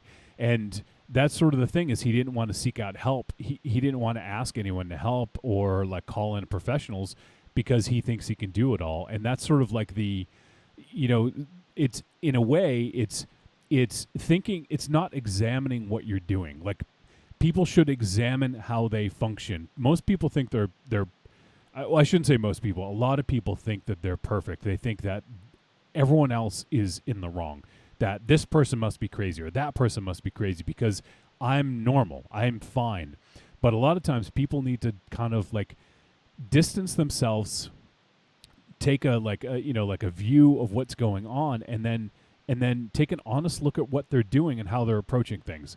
And if people did that, I think people would realize that they need to seek either assistance or help, whether it be professional or psychiatric or something, or just to sort of like call themselves on their own bullshit, See, I disagree. I disagree because of the way his demeanor was towards his wife. He was never stern towards her. He was always, "Look, honey, I can take care of this. Let me see the little baby." He was being nice, sweet, gentle, all the things that any guy would do to make up for any fuck ups that they might have had done towards their wife. and that's what he's trying to do. He's trying to put himself over. He's trying to put himself in a good light. But he's not being stern to her. He's not saying, "Look, I'm taking care of this. You just take care of what you need to take care of, and I'll take care of the house." He wasn't stern towards her. He wasn't yelling at her. He was being very nice, very sweet, and disingenuous to be. But he was very nice and sweet, but he was being very stern with her. Later on, he was. No. Right from the get-go, he was being nice and sweet, but he was being stern. You could pick that up. No, I didn't pick that up. Yeah, he definitely was. Yeah, no, I didn't see that. And I just to take a quick step back here, and I think we're on a good conversation, but I would be remiss if I didn't mention, I thought the opening credits were really effective. Just these close-ups of like wall fixtures and different parts of the house, I thought made it feel really creepy. You know. You know what? But it was weird that they showed one and I thought something, and then it turned out that it was maybe true. I don't want to say the spoiler, but like it really just kind of was. It makes sense. I really want to go back and watch the opening credits again, knowing what I know. Yeah. There were a couple of fixtures that looked rather suggestive. That's what I'm saying. I mean, I don't want to say anything, but I want to go back and watch, knowing what I know. Yeah. I think I know what you mean, and I agree. So I think that really did a good job of setting it up and kind of giving this creep factor to it. And I will say that you guys had mentioned it prior, but there was way. I mean, I know it's a horror movie, but there was way too much just reaching into pipes or wall or holes in the wall. Yeah, boy, you are not kidding. Yeah, and it's like, why the fuck are you doing that? And that's the thing. Like, I mean, as I said, I do love haunted house movies, and I think Haunted House Helmsley. Haunted House Helmsley. Yeah, there was a lot of reaching. I love Triple H films. Proctologists don't do that much rooting around. That's the thing, and there's the things where like even if you sunk all your money in something as an investment opportunity, like some point get the fuck out. Once again, when there's ejaculation coming from light fixtures, yeah, and it's hitting you in the goddamn eye. Yeah, or the house is coming on you. Yeah, that's bad. That's what I call Aries. I mean, you got to come over. I don't. And if you say that, yeah, the house is ejaculating on me, I'm not coming. I'm not saying that over but the house phone. is. Yeah, the house is. I am not. No, like I mean, I'm calling Al, I'm calling Aries, I'm calling fucking the ghost of Steve McQueen, 10 fucking Roman gladiators. You know what I mean? Like, yeah, you're right. There was way too much pipe cleaning in this movie. That's These pipes are clean. Yeah, should have gotten Chris Elliott to do it. He should have starred in this movie. And I get it. And there's things where like any rational person would like fucking walk away, you know. But there's no movie. There's no movie if you don't. Right. Oh yeah, I mean that's the basis for any horror movie. Yeah, I mean, you know, it's if the kids got in the car and drove away, you wouldn't have Friday the 13th. I mean, it's just. And then down to, and I know this is where I get. I mean, it's not like your fucking amazing Halloween fucking revelation, but for me, I was concerned with modern day haunted house movies because once again, you have fucking inspectors. There are things called full disclosure. There are records of things, and you have to fucking, you got to do a fucking radon test. You know what I'm saying? Like, well, you know what I mean. They did kind of cover that a little bit in this movie, where they were like, "I don't remember that." with certain things, they're like, "I don't remember that," and it is like explained as the movie goes on as to why they don't remember whatever. That's true. So there was some other elements. Correct. That would drive the narrative. Yeah, and that also, I mean, it also partially is the suspension of disbelief, where in the movies you're not going to have a home inspector come in and go, "That wall socket, there seems to be semen out of it." That ain't good, boy. Yeah. Not just the pipes, but the outlets, man. I mean, this got some other problems going on here, man. I can't help you out here. I know the bathroom's small, but there is fucking semen coming out of your fucking power strip, dog. And he's getting hit literally in the face with all this shit. Well, that was a dream. No, the shower wasn't. And it's not like 3 or 4 days later you find, you know what? I think I'll take a shower. Oh, that was a little weird. Yeah. By the way, has anyone ever gotten in the shower and then turned it on? Like you turn that on and warm that shit up, right? Absolutely never. Never. I have a problem with every movie that they do that in. Yeah. I do that. You get in the tub. Fuck you, you don't. And turn the shower on. Yeah. How different do you have to be? I do. Seriously, we're learning a lot about Raven Shadow. I'm sorry. I'm gonna call bullshit on this. So am I. You're gonna get in the shower completely naked, you're gonna turn it on so the water, as soon as the water starts flowing, it comes out of your shower head. Yeah. So you get hit with cold water. Freezing cold water. You want sleep over and see me fucking. I don't want to watch you in the shower. Come on, go right fucking now. It's Halloween. Come on. You go take a shower. We'll finish the movie. Wait, put the camera in there. Yeah, put the camera. No. Yeah, put the camera in there, Raven Shadow. Show everyone. We need the micro lens here. But here's why. Let's get the second camera. You're gonna need a long lens. And no, here's why. Because I don't like to move the shower curtain when the water's coming out. Saying get anxiety. I want water coming on the floor. So you get hit with cold water. Yeah, I'm a skinny giddy, so I'm like chilies. You get anxiety for the water hitting the floor. I don't like water on the floor because it can drip. You do know that you can aim that shower head to like hit like dead center of the shower, so you can walk in the back of it without even like disturbing the water. And sometimes it's fucking the middle of fucking February and it's cold as a fucking So I don't want to get hit by freezing cold water. But if it's fucking August, you know what I mean? Well, even in the summertime, I have warm water. I turn it to cold afterwards to get the refreshing aspect. No, I do a whole thing. I disrobe too in weird stages. Like under the water. Do you take off your tie as the water's hitting you? No, I'll tell you what I do. I usually now it's getting colder out. I sleep in a long sleeve shirt, and then like a night shirt. Yeah, like pull on down to the knees. Comes down to your ass with the cap. Nightcap, yeah. You can't even take a shower with a beautiful woman without taking off your flannel. I got everything there. I got the shirt and the jeans I'm gonna wear with my britches and my socks. So you bring all that into the bathroom? And my bathroom I'm like fucking Clark Kent in the fucking phone booth. I do it all. I fucking go in, fucking disheveled, then I come out ready. You to live fucking alone. Go. God damn it, man. Motherfucker, I like do laps in my house when I'm like gonna go in the shower. I'm naked, yeah. Get to be naked. It's just, I have an excuse to be naked in my house. I take nude selfies. Yeah. I don't go that far. Why, do you want to send them to you, Raven Shadow? Yeah. Yeah. No, yeah. I get everything. So I like go in and like it's like dun dun dun dun dun dun. You got fucking music? Yeah. No. I can completely picture him humming as he's doing this. See, Aries knows me. Right, let's continue. Yeah, we were talking about a movie, weren't we? Yes, we were. I think we were. Always here. Oh God. Evil Corny. It's just wow. Raven Shadow. Wow. Yeah. Exactly. Corny also said sexual sheetrock. There was some sexual sheetrock in this. Sexual, baby. Yep. So, and I think, and this is no secret, it's not a spoiler, but the house used to be a brothel back in the day.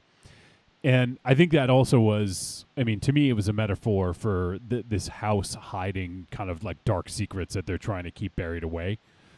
And I think also the house was just a metaphor for Don, like trying to keep these secrets buried away and sort of hide who he really is or so I thought that was interesting. I thought a lot of purpose was given to all basically everything in this, Do you think there was something to be said about how it affects different types of men in a certain way?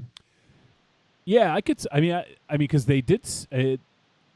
The neighbor did say that some men have lived there, right, and been fine, but others. Even the bartender said straight men. That's right. Right, because he's like, oh, and he's like, what the fuck? Well, because are you queer? Yeah, I mean, that's just. I mean, this may be like in the spoiler territory, but like you're in the backwoods in the middle of nowhere. Yeah. That does not seem like an unreasonable question for someone to ask. Like for that kind of bar, for that. Like city boy. Are you queer? Yeah. Then get the fuck out of my bar. Like that's where you think that's going. Right. But he was like, oh, why would you move in the house if you weren't? Yeah. Kind of thing. Yeah. Which is, he's like, fucking no, I'm married. He's like, well, it's different now. Yeah. Yeah, I think that. So I think that was, the association there. I think is pretty interesting. Let's see. Oh, also I wanted to mention the music was the score was composed by Steve Albini, who is a big time music producer, and he's also he also has his own projects as well, but he's probably best known for producing Nirvana's In Utero. was a small record, huh? Yeah, yeah, it sold a couple copies. So I thought it was an interesting choice. I actually dug the music in this too. I thought it was it was cool. Yeah, it was fitting, and I think that it there's sort of a lot of sort of punk influenced rock and metal in this, and I think that sort of fit the character as well. A little CM Punk influence. Well, yeah, not that his name was, not just because of his name, but yeah, I think that it fit his character as well. So. Oh yeah, no, I loved the little Big Black showing up in the end credits there myself. Was that Big Black? That was Big Black. Oh, Well, yeah. that's Steve Albini was in Big Black. Oh, I was unaware of So that. yeah, so that's his band, the guy who composed it. Yep. Man, you remember Big Black? I love back Big Black. in the day? Yeah. What's the song I like? I don't know what's the song you like. Obviously, not Bad Penny because that was one in the movie. Yeah, I knew that song though. Yeah. You knew that from me. You're welcome. Yeah, the model, right? Fucking love Big Black. I was big into that when I failed out of college the second time. You're big in the pants? Yes. Big in the big black pants? Well, slow down. Black and pants. I'm 3230s, so be careful. But I did like the locals. Yeah, yeah. I liked his neighbor from across the street. I liked their little bit of business. Oh, the pastor? Yeah. Yeah. I like the bar. I like the bartender a lot. Is that your wife? Yeah. Yeah. Come on, dude. Breaking balls. What about Sarah? We haven't really talked about Sarah, the girl in the house. Fucking don't do that. Don't do that. But I thought she played it. I thought she played the role well. I thought it was, sort of having to be sort of nefarious and sort of like, sexually charged. And, I think that she pulled the role off fairly well. She was great. Yeah, she nailed that. Yeah. It was 100% believable. Yeah. Yeah, I bought into it. Yeah, and that was she was played by Sarah Brooks, which is kind of funny. No relation, I'm guessing, to Phil Brooks. Jesus, I hope not. Well, even down to it was funny watching like CM Punk, Phil, drink in the film because he's real straight edge, right? Isn't he? Or is that just a gimmick? I don't think it's a gimmick. I think he's actually straight edge. But it was very weird seeing him drinking like a beer and then drinking like hard alcohol and whatnot. Yeah, I'm sure it wasn't actually that if he is. So. No, it was like it wasn't fucking. It's not like Monster Zero. It just get fucking. Aries, yeah, show that to Raven Shadow. Yeah. Evil Corny posted pictures. This is how Raven Shadow will be dressed after. It's a guy in a long he's got the nightcap. Like a house. Ebenezer Scrooge. Yeah, there you go. Yeah. Jacob Marley's coming to my house later on. Raven Shadow, get up. I was like, that's a weird fucking nun. It was like some. Yeah, fucking sleeping late's a bad habit. There you go. Would you like to stay for a nightcap? No, thank you. I already have one. How would it be that long? Like it's like longer than Green Goblin's fucking headdress. How is that? Are you really going to go this deep into the hat? You're analyzing the hat with that fucking dress? No, I understand. It's a night shirt. Now, would you wear underwear under that? Me? Depending who's over. No, yeah. I mean, yeah.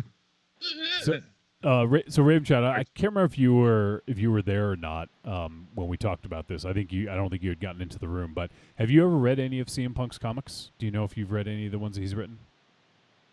I don't. I did know he dabbled in it. What did he do? So he did Drax. Okay, from Darkness. Yep, he did Thor Annual. I don't know if he just did a story or the whole thing.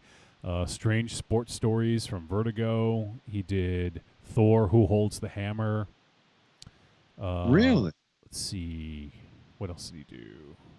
And he probably did it under Phil Brooks, right? That I don't know. No, CM Punk says. Really? Yeah, he did a bunch of Drax, Thor, and Master of Kung Fu. He did. Really? Yeah. And Marvel Legacy Companion. So he's $25 to his credit. So it's pretty good. So yeah, so I haven't read any of his work, so I don't know. I heard some mixed things about the Thor story, but I mean, he's a fanboy. Like, I was looking at his text. He has the big fucking cobra fucking symbol for sure. You know, still. And I think he even has the it's might be slightly modified, but it's one I almost got, the Snake Eye Storm Shadow. I always say this name incorrectly. The Irish Carriage or Irish Carriage. The whatever the fuck is the red bars. Yeah. Yeah, because he used to use the Thing's catchphrase when he came to the ring in WWE. It's clobbering time. He'd use that for a while. Did he really? Yeah. Oh shit. Yeah, so he's definitely a fanboy. Yeah, he actually so CM Punk was also listed as Marvel's fighting fanboy at one time. So yeah. So there you go. He says I guess he said in a podcast that he did, he prefers to be addressed as CM Punk. He'll be writing under the name of CM Punk, not his real name. So he owns that then. He gets to keep it? Yep, he had it prior to WWE, and apparently they didn't steal it from him. So nice. Yep. So I do want to start wrapping this up a little bit because we got some voicemail to get to, and I want to kind of wrap things up. But I pulled this up and I forgot to read it earlier, but the definition of toxic masculinity, I just wanted to read real quick. The concept of toxic masculinity is used in psychology and media discussions of masculinity to refer to certain cultural norms that are associated with harm to society and to men themselves. Traditional stereotypes of men as socially dominant, along with related traits such as misogyny and homophobia, can be considered toxic, due in part to the promotion of violence, including sexual assault and domestic violence. The socialization of boys often normalizes violence, such as in the saying, "boys will be boys," and with regard to bullying and aggression. Self-reliance and emotional repression are correlated with increased psychological problems in men, such as depression, increased stress, and substance abuse. Toxic masculine traits are characteristic of the unspoken code of behavior among men in American prisons, where they exist in part as a response to the harsh conditions of prison life. Other traditionally masculine traits, such as devotion to work, pride in excelling at sports, and providing for one's family, are not considered to be toxic. The concept was originally used by authors associated with the mythopoetic men's movement, such as Shepherd Bliss, to contrast stereotypical notions of masculinity, blah, blah, blah. Okay, I'll stop there. But, it's just, and a lot of it is unknown. Like, if people display toxic masculinity, a lot of times they don't realize that they're doing it. It's just sort of ingrained in us by the culture around us. And I think it's up to us as men, all four of us are, well, maybe 3.5 of us. I don't know if MZ's quite a man. Fucking wait, no. That's left so the listener don't figure out. Well, I just did say. I think I got talked over, but but I think that it's our job to sort of reevaluate these things and to see if they actually make sense in society now. So I think that this is an interesting movie, and you could consider this a feminist movie. I don't know if you guys would agree with that, but I think you could consider it that, because it does a sort of a takedown or a breakdown of toxic masculinity and sort of what it entails. And a lot of guys just, as was said earlier in the movie, all men love is the power you give them. And I thought that was a very telling line, and I think there's a lot of other tells in this that basically Don, like the house was a metaphor for Don's psyche, and and sort of repressed emotions and things that he's dealing with and trying to hide them away, but they come out. You can put a new fucking coat of paint over it. You can put up a new sheetrock, and it's still going to come through in the end. And that's sort of what I think that this movie is trying to show. And I think that knowing that makes it a better experience, because not only is it a decent horror, haunted house flick, but it also has a message behind it as well. No, I do agree with your statement. I do feel it takes away a little bit from that statement with some of the choices it makes. Particularly Milo. I don't want to go too much into it because we're getting into spoiler territory. Yep. But I do. It misses the mark a little bit on with it what it's saying because of that. You think his involvement or what? Where his story goes? Yeah, with his story. I thought his reaction to certain things was was interesting and an interesting conflict to CM Punk. Is it Dan? Don. Even down to on one hand making jokes about the bro code, but then when things kind of changed, his demeanor changed. Where it was like, dude, what the fuck? Yeah. And you know what I mean? Cool. There are, arguments could be made for and against what I'm saying. If we were in a full spoiler episode, I would love to dive into it, but I don't want to get into it without that, and we're running short on time anyway. So yeah, this is something left to interpretation. Fair, and even CM Punk is going to be around our age, right? Like we're pretty comparable. He's early 40s. I don't know, he's much older than me. He's like 40, like 41. No, he's actually a little younger than all of us. He was born in '78, so he's a little younger than all of us. All right. Oh, really? Oh, no, he's got 5 or 6 years on me. Yeah, right. But still, with that, he's still getting older to be doing those kind of like things. I don't know. I'm going to stop talking. Doing those sort of things. That's the best thing you've said. Exactly. I know someone who's almost 50 who's about to have a child. What things? What things are you talking about? Yeah, no, not that, but no, being being rude, being rude. Okay, that is. That's not ageless. limited. That's not limited to an age. That's ageless. Yeah. I mean, well, fair. You can be 81 and be rude. That's true. That wasn't where I was going. You are the rudest. You are the rudest wrestler. All right. Anything else you guys want to bring up before we head to the verdict on this one? There was one little thing that I found a little off-putting was the Foley. I don't know if anyone else noticed that. There was at times where it was a little overbearing, and because it wasn't spot on, it took me a little bit out of the movie. Never even noticed with objects? Objects and actually the dog. I never even noticed that. Okay, so apparently I'm alone in that. I just thought it wasn't like. I think I know what you're talking about. I mean, there was one scene there was. I mean, it wasn't like it wasn't like 100% throughout the whole movie. There was just a couple of things where it was the Foley was a little too overbearing, and because it wasn't spot on, it really just. Does it have to do with a dryer? No, not necessarily the dryer. Okay. It was when I said the dog. It was the dog breathing, but there was also a lot of other things like him painting or sanding or just repetition motion. The marbles actually was a big thing where it was rolling over the seams. That's what I meant. That's what I meant by objects. Marbles. Marbles. I will say, speaking of marbles, I will say that the I'll call it the marble scene was shocking and sudden. Took a turn. Yeah, I wasn't ready for that one. Yeah, that was. There was this really kind of like ramped up like unexpectedly at points. Like I didn't expect because it was it was kind of I wouldn't call it a slow burn necessarily, but there wasn't a lot of stuff that was happening, and then all of a sudden it went from like 0 to 60. This was someone threw gas on this fire. Yes. Yeah, and I think I mean there's certain things that you always have to do in a haunted house film, right? But I thought there was some kind of cool new touches. I thought it utilized technology in some cool ways that wasn't completely, dumb or I'll give you that. Yeah, it made sense for him to use the technology that he had, for those beats. Cooper, I mean, not for nothing, saw certain things coming. Yeah, I mean, I won't say, I guess, but yeah, it's once again that whole thing of like, it's low hanging fruit, animals in movies, but yeah.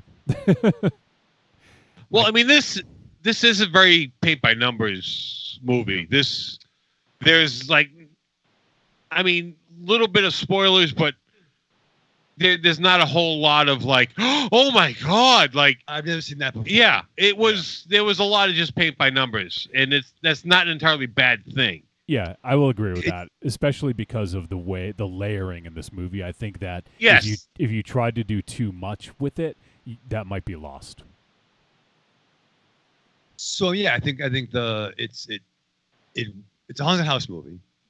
but what some of the other story elements is what makes it a little bit unique. Yes. Yeah, a little bit something more. Yeah, for sure. Right.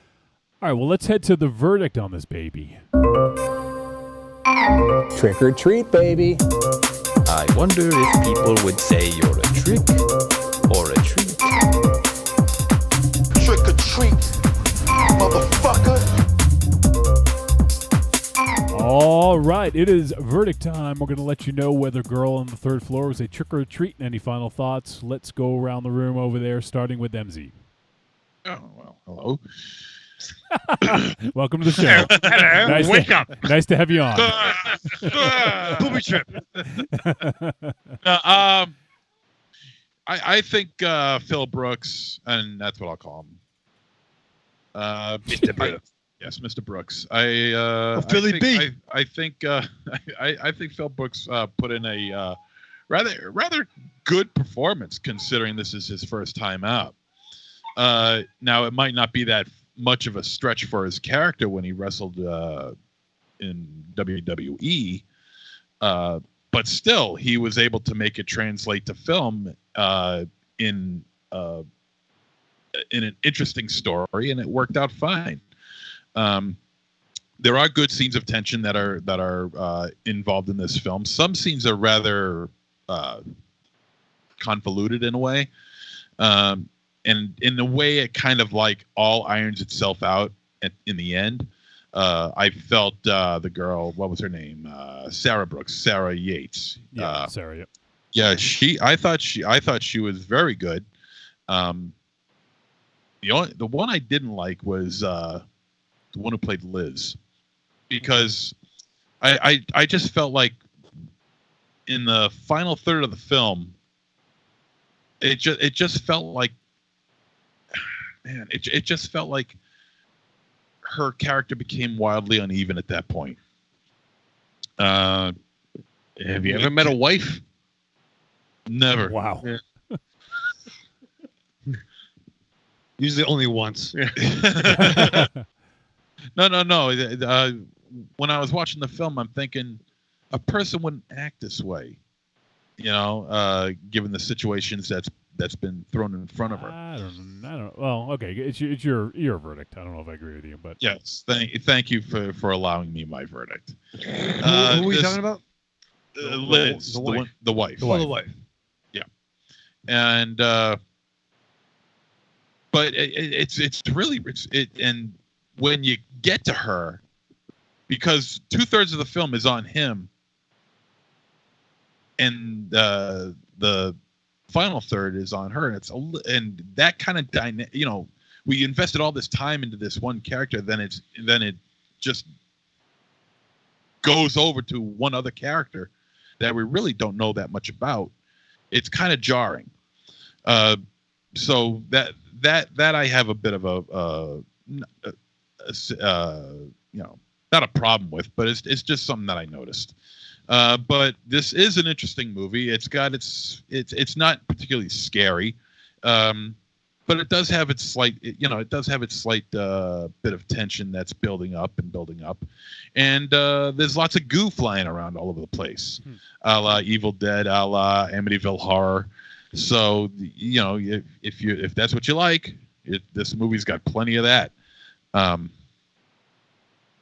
It's got nice cinematography. It's got beautiful cinematography. I loved it. That was the highlight of this movie, in my opinion. Mm-hmm. The attic scene.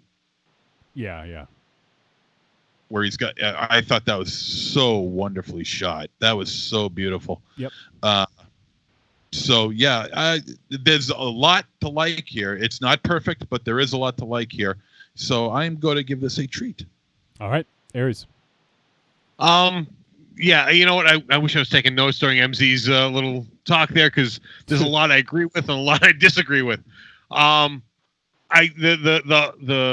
third act switch, I am 100% on board with that. That is completely against the norm with the movies, just the Hollywood movies. So I love that switch that was out of the blue. I'm only talking about it because he brought it up. I would have loved to that not have mentioned that switch, and let the listener experience that on their own. Because I was not expecting that, but I loved that.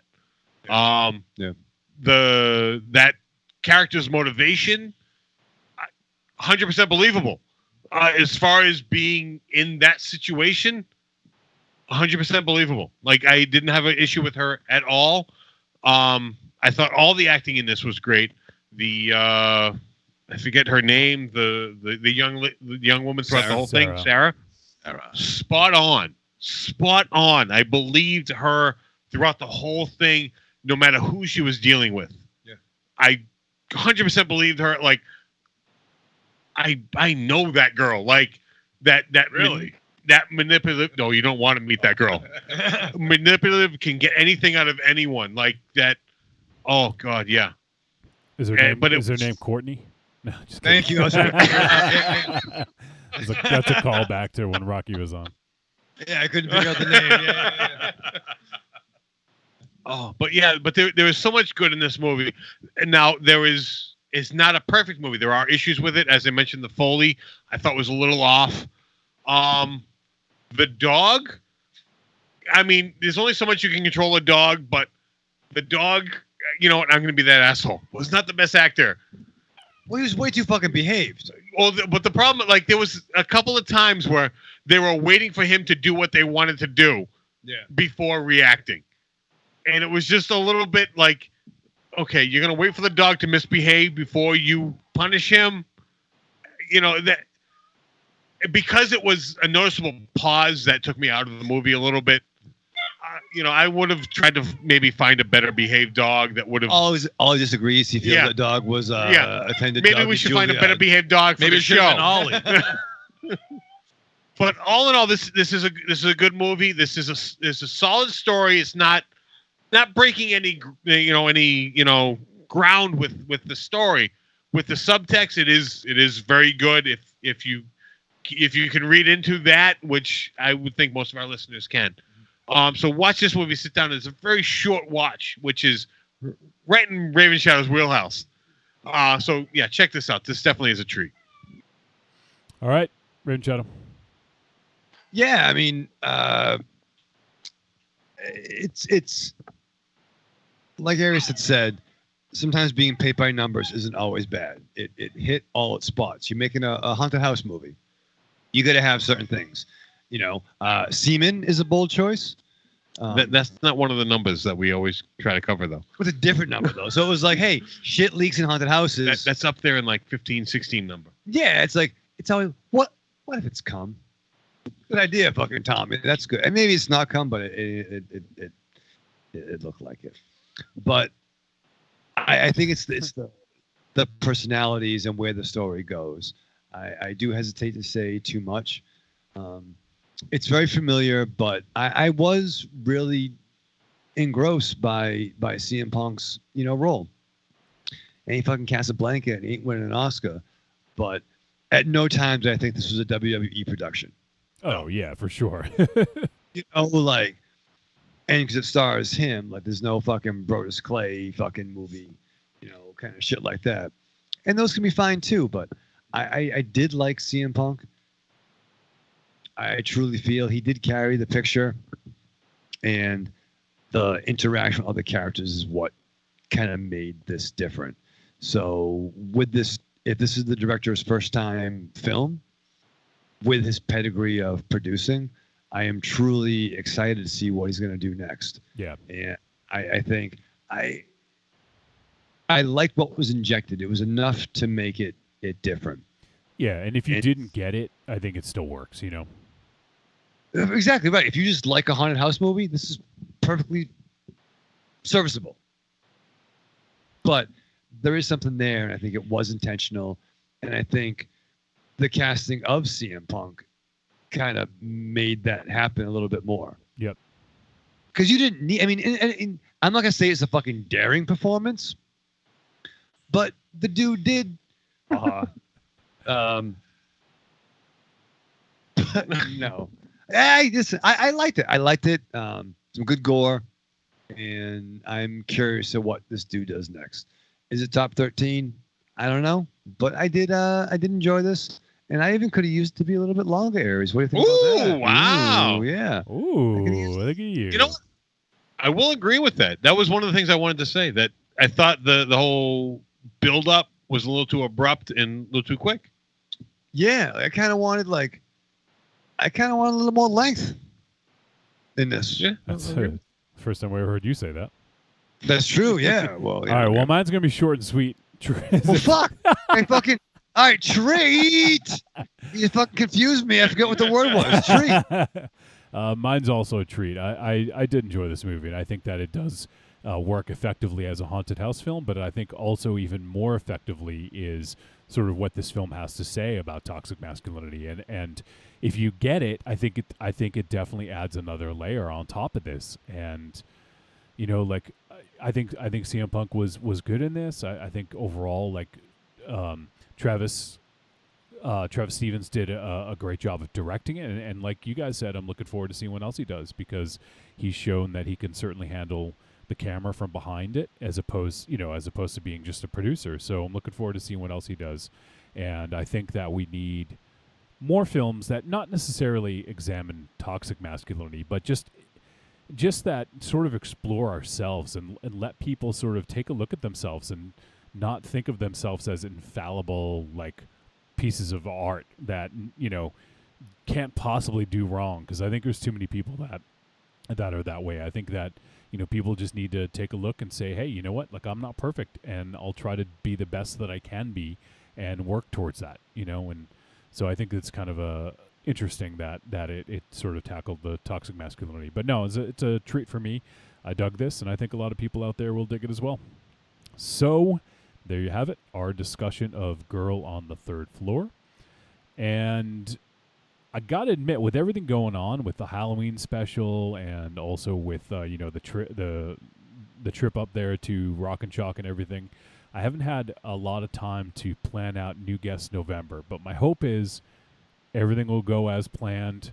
We don't have someone lined up yet, but I'm hoping to line up some people in November. So just hold on, and we'll let people know who will be appearing when, and hopefully we'll have somebody for every week. But next week, the film we are going to do is a film that was actually mentioned earlier, and a film that our buddy Dain Unda has recently saw at a festival, I believe, or something. But anyways, the film we're going to talk about I think it's available on VOD, but it's also available on Shudder, and that would be The Furies. So we're going to go ahead and check that out. It sounds pretty interesting, and from what I hear, it sounds like it could be pretty cool. And let me just read the synopsis real quick. The Furies: a woman is kidnapped and finds herself an unwilling participant in a deadly game where women are hunted by masked men. And I believe this is your toxic masculinity, right? Yeah, yeah, exactly. Toxic masculinity. Yeah. And this is an Australian film. So hopefully our friends from Australia come out in force and let us know what they think of this one. So The Furies, it's available on Shudder, and I believe it is also available. Let me just double check on that, actually. I'm loading up the MZ. Do you have Shudder on your phone? I do. Do you want to just take a quick look and see if The Furies is shows up? Just give me a second. Yeah, I know sometimes we've been burned by Shudder because it hasn't appeared yet or something like that. So take a look at that, and let's load up some voicemail. We got a few. Let's kick things off with our boy. It's there.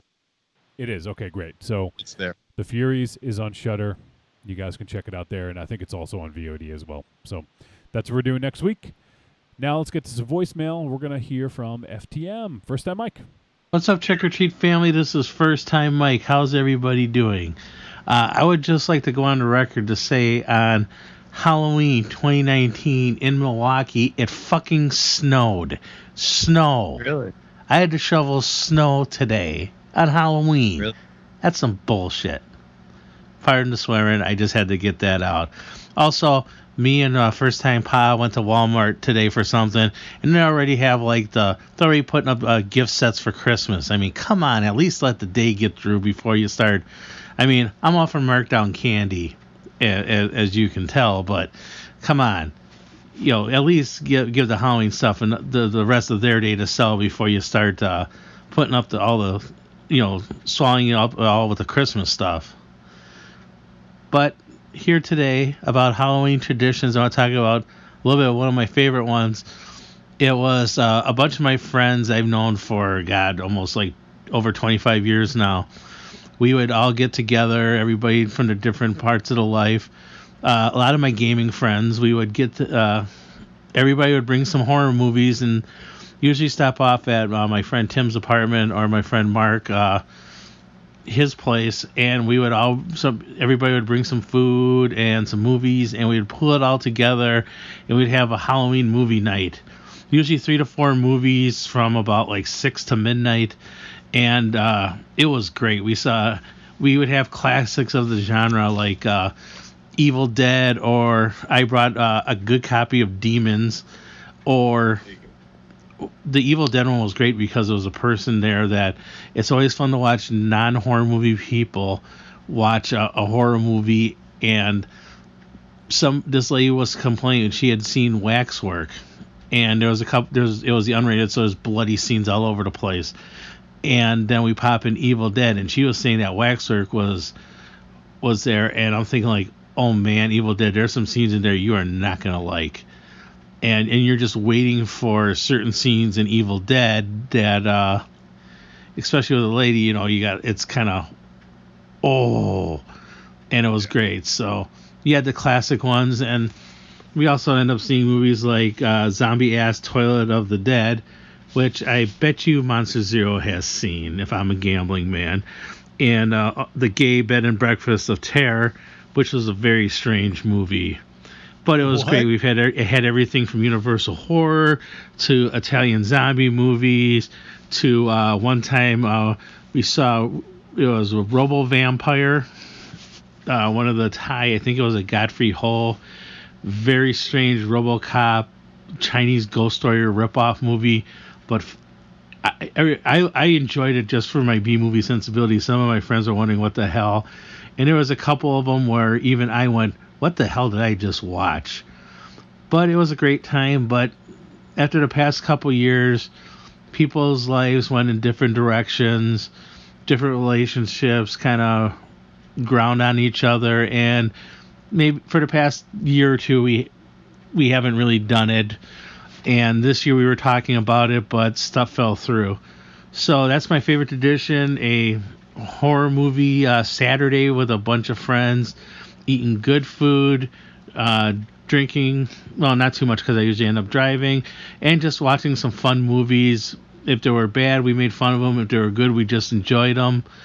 And hopefully it's one I can continue in the future.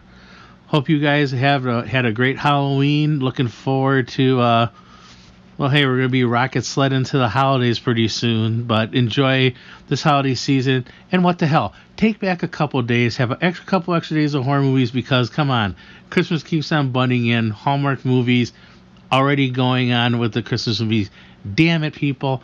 At least have some respect for the horror movie, at least until the end of October. Am I right? I am right. This is First Time Mike saying goodnight. Bye. All right, First Time Mike. Thanks, buddy. Appreciate it. What's up? And he is right. That's weird that he brought up the Hallmark movies, because Monster Zero told me that on the ride over here he was going to start doing his 2 months worth of Hallmark movies. Fuck you! For Christmas. I did not say that shit. Fuck you! No, I didn't. I'm looking forward to the Facts of Life one, and that's it. I know, I love big fan of First Time Paw, and First Time Mike, definitely swear, be outrageous, fucking let it loose, man. That's nice. But yeah, we did have snow up here fucking 8 years ago, so it sucks, fucking balls. Yeah, that sucks, man, to be shoveling on Halloween. But some cool traditions there from our buddy First Time Mike. Always love hearing from him, so thanks for checking in. Now let's check in with, I wonder if he's in the Arkham copter for Halloween. Arkham Josh. Hey, Trick or Treat Radio guys, it's Arkham Josh here. Just leaving a message. First off, happy Halloween. Hope everybody's having a good one. Hope everybody's having fun. And then second off, chime in about this week's movie, The Girl on the Third Floor. I really liked this. I had heard some good things, so I was excited to watch it. I thought it was a really solid story. I thought the acting was great all around. Had some really good effects. The house was really cool. Supposedly it's really a haunted house. I really like the score. I know it was the first time Steve Albini had ventured into scoring a film. I really dug too at the end. He let them use the Big Black song "Bad Penny" at the end, which I mean, in the context of the main character, it works. But I mean, just to me, if I was going to pick an ending song for that movie from the Big Black catalog, I would have actually chosen "Bad Houses." But yeah. So overall, I really like this. Also, really impressive. Can't remember his name off the top of my head, but it was a first-time feature director. I know he had done a lot of production work, and he had worked on some documentaries, I believe. So clearly, like, he kind of soaked in all the appropriate knowledge and was able to turn out a really well-crafted first feature film. So overall, I'm going to say treat and a recommend. So there you go. Still haven't caught up with Parasite, but it'll be opening this weekend here in Providence theatrically, so I'm going to try to go see it in the theater and then check back with you. Nice. Because I'm willing to bet it'll be a lot of fun in the theater. I don't know if it's on you guys' radar, but I caught the newest Takashi Miike film, First Love, in the theater the other day, and that was a ton of fun. It's definitely his usual hybrid of like Yakuza action and kind of love story, and it's got his weird humor, his kind of stylized violence. If you're a fan of his, you're going to like this movie, pretty much. There you go. So I would also say that's a treat and a recommend. This kind of seems like something that you guys may tackle once it gets out of its theatrical engagement, so I won't say too much, but I also saw The Lighthouse in the theater the other day. And it's quite the film. So, alright, you guys have a good one, have a great show, look forward to listening to it. Haven't gotten to listen to all of the Halloween special, but I did start it this morning, so I'm looking forward to checking out more of that. You guys have a good one, and I'll talk to you soon. Bye. All right, Josh. Thanks, buddy. And yeah, I'm MZ. Are you gonna go see The Lighthouse in theaters? I know that you've been looking forward to it. Oh yeah. If I can, I will. Yeah, I definitely want to go check that out. So thanks for checking in, Josh, and also First Love. Obviously, anything for Takashi Miike I'm interested in, so I would also like to check that one out. Keep moving on. We're going to listen to a voice message from our buddy Carlitos. Hey, Trick or Treat Radio, it's Carlitos. How you guys doing? I thought I'd call and just wish you guys a happy Halloween real quick, and that's really just it. I mean, I actually did make a voice mail on all the movies that I watched, but it got screwed up, and I need to take the kids trick-or-treating. So, oh man. So I don't know, maybe next week. But yeah. But actually, real quick, I did see 3 from Hell, and I'll give that a treat. I thought it was pretty good. And another highlights. I'll just share some highlights real quick. The Furies. It's on Shudder. Go check that out. Human Lanterns on Prime. That's real good. That's fun. We did that one. And Midsummer is did, yeah. probably the best movie of all the horror movies that I watched. And yeah, go see that. That's a really good movie. Great cinematography, great performances, very nice tension building film that just leads to a lot of messed upery.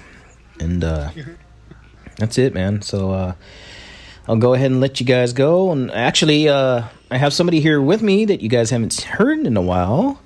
And she wants to wish you guys something. So, Asia, you have something to say to the Trick or Treat boys? Yeah. Haha, banana fingers. Oh, sorry about that. Sorry about that, Raven Shadow.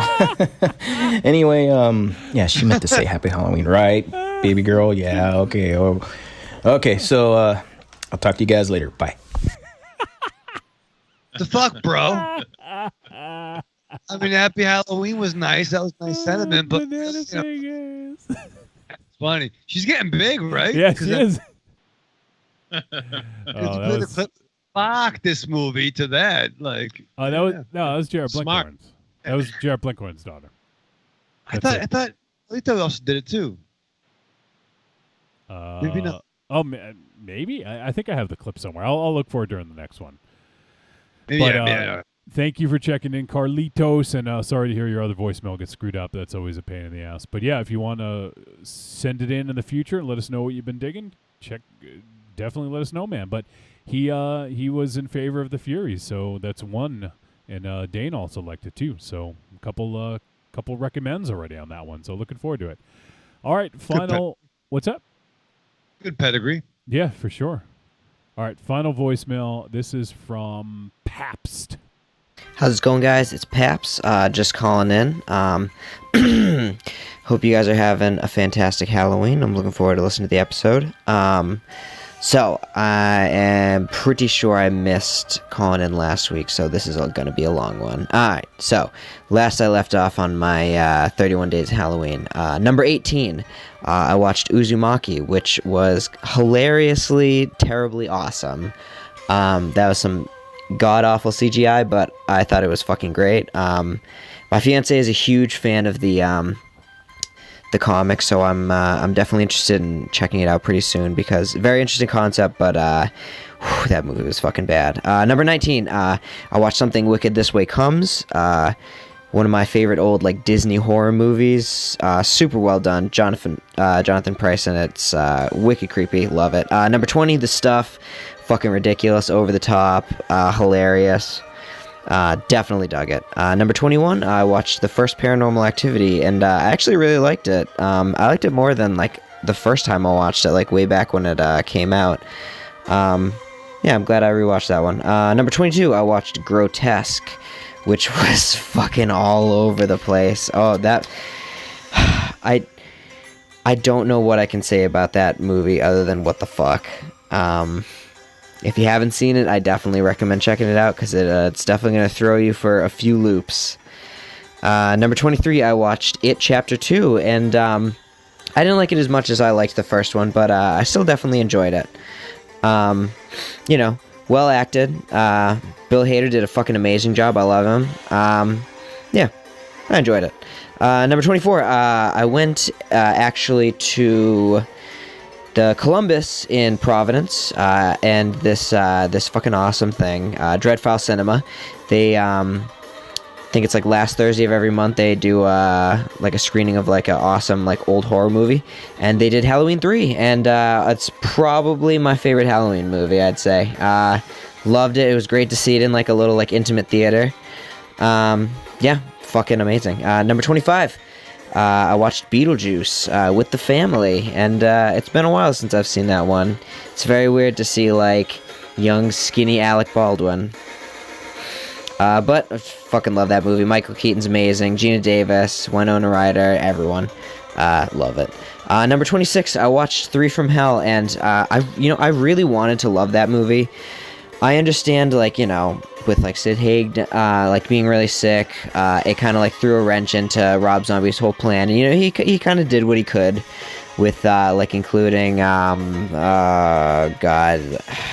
I can't remember the guy's name, but, Richard Brake, there we go. But, like, even still, like, I feel like it was not his worst movie. Like, it's no Halloween 2 or 31, but it could have been a lot better than it was, even with, what he had to work with. I just, like, very aggravated by his wife, Sherry Moon Zombie. I think she's kind of fucking annoying.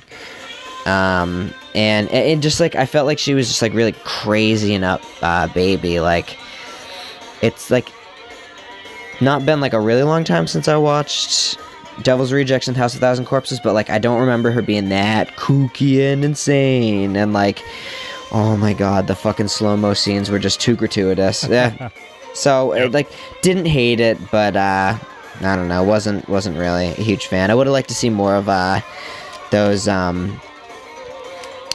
like cartel gang, whatever, like the Black Satans. Like, they could have really gone in depth with that. They could have made it cool, like, oh, like, why do they have pentagrams on? Like, are they doing satanic shit or, like, sacrifices? But just, like, I don't know. I feel like it was kind of, like, a wasted opportunity. But, whatever.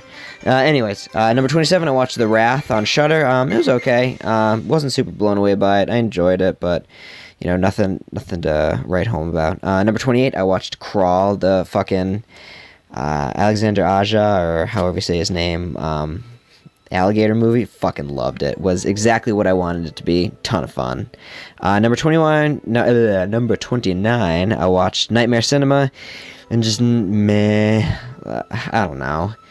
Some stuff in it I liked. Some stuff in it was pretty well done, but others I was just kind of, I don't know, looking at my phone a lot. Number 30, I watched The Devil's Doorway, which I fucking love. I think is one of the best found footage movies of the, you know, I'd say of at least like the past decade. Really well done. Loved it. And then for part 1 of my Halloween, number 31. So the first part of my number 31, I watched The Borderlands, which also a really good found footage movie. I had a little bit of trouble understanding what some of the guys were saying. They had very like heavy British accents. But I thought it was good. I enjoyed it.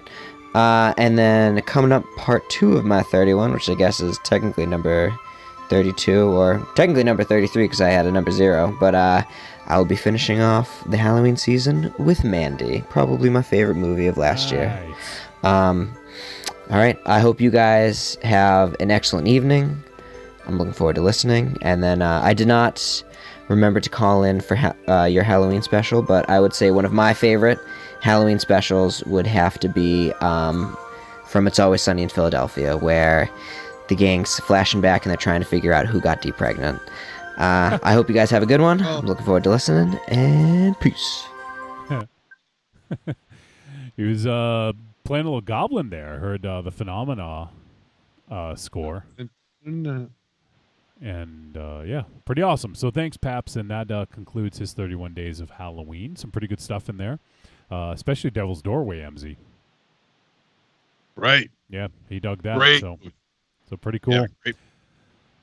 And we're gonna move on because we got to end this, but we got a couple emails. This actually, we got this literally as we stopped recording our Halloween episode, so it was intended for that, but we got it like right after we stopped. And it's from our friends over at the Throwdown Thursday podcast. It says, "Hey boys, wanted to do a voicemail, but I've got no voice, so I'm emailing to say happy Halloween, and we all know it'll sound better being read by Johnny in his smooth, dulcet tones anyway. It was great seeing you all at Rock and Shock, even if it was only a few minutes here and there. Can't wait to see you guys again. Have a great show and stay spooky. Love, Patsy the Angry Nerd and Ashes Von Nightmare." Yeah. That was very nice. So that was very sweet. So thank you guys for the message. And we got another one from our boy Tim Chuma that we hung out with a couple weeks ago. And he says, "Bombaleo, went to the press screening of Dark Fate last night. Free drinks, but no free snacks. Got some Korean cocoa pies with a calorie intake that would make Fat Elvis say, 'Damn, son.'" And he said, "My full review of Terminator Dark Fate is going to be going onto the Impulse Gamer website. So if you guys want to go ahead and check out Tim's review, he included it here, but it's a little long, so I don't want to go ahead and read it all. But if you guys want to check it out, you can go to Impulse Gamer. I don't know if it's .com, .net. He didn't leave me a link for it, but just look up Impulse Gamer and then just look for the Terminator Dark Fate review, or maybe we can have Tim post it on the Fib as well. So keep an eye out for that. But we appreciate Tim sending that. Always a pleasure to hear from him as well. So that is going to do it. It is Halloween night still. We got fucking monsoons going on. There's tornado warnings. There's flood warnings. I got a flood warning about an hour ago. Well, Kids are flying around all over the place. Yeah, exactly. So we can't go anywhere. We better just buckle in and just continue to broadcast here then. Well, yeah, definitely. Yeah, then we can shower tomorrow morning. Yeah, you can watch him shower.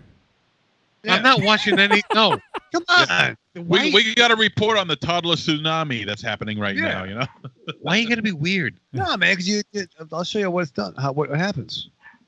No. All right. Well, we gotta go. Fair enough. So we have so much content. We had the Halloween show come out today. We got this coming out tomorrow. We got the Patreon exclusive show coming out. Once again, if you guys want to hear us do our film commentary of Police Academy 2, head on over to patreon.com/trickortreatradio, and for as little as $5, you can get in on that action. And you get access to all the previous exclusive content. So go ahead and help support us. So let's go around the room and say goodbye, starting with MZ. Arrivederci, douchebags, and happy Halloween. Aries. Goodbye. Rev Shadow. Live fast, love hard, die with your mask on.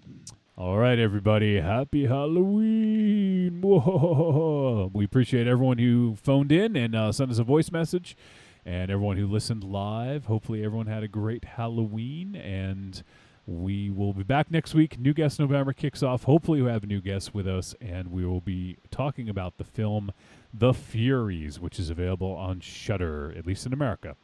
I don't know about other countries, but in America it is available. So check it out. And then if you guys want to leave us your thoughts on the film or thoughts on anything else, send us a voice message, podcast@trickortreatradio.com. For all of us here at Castle Wolfenstein and the Raven Chateau, we will see you next week.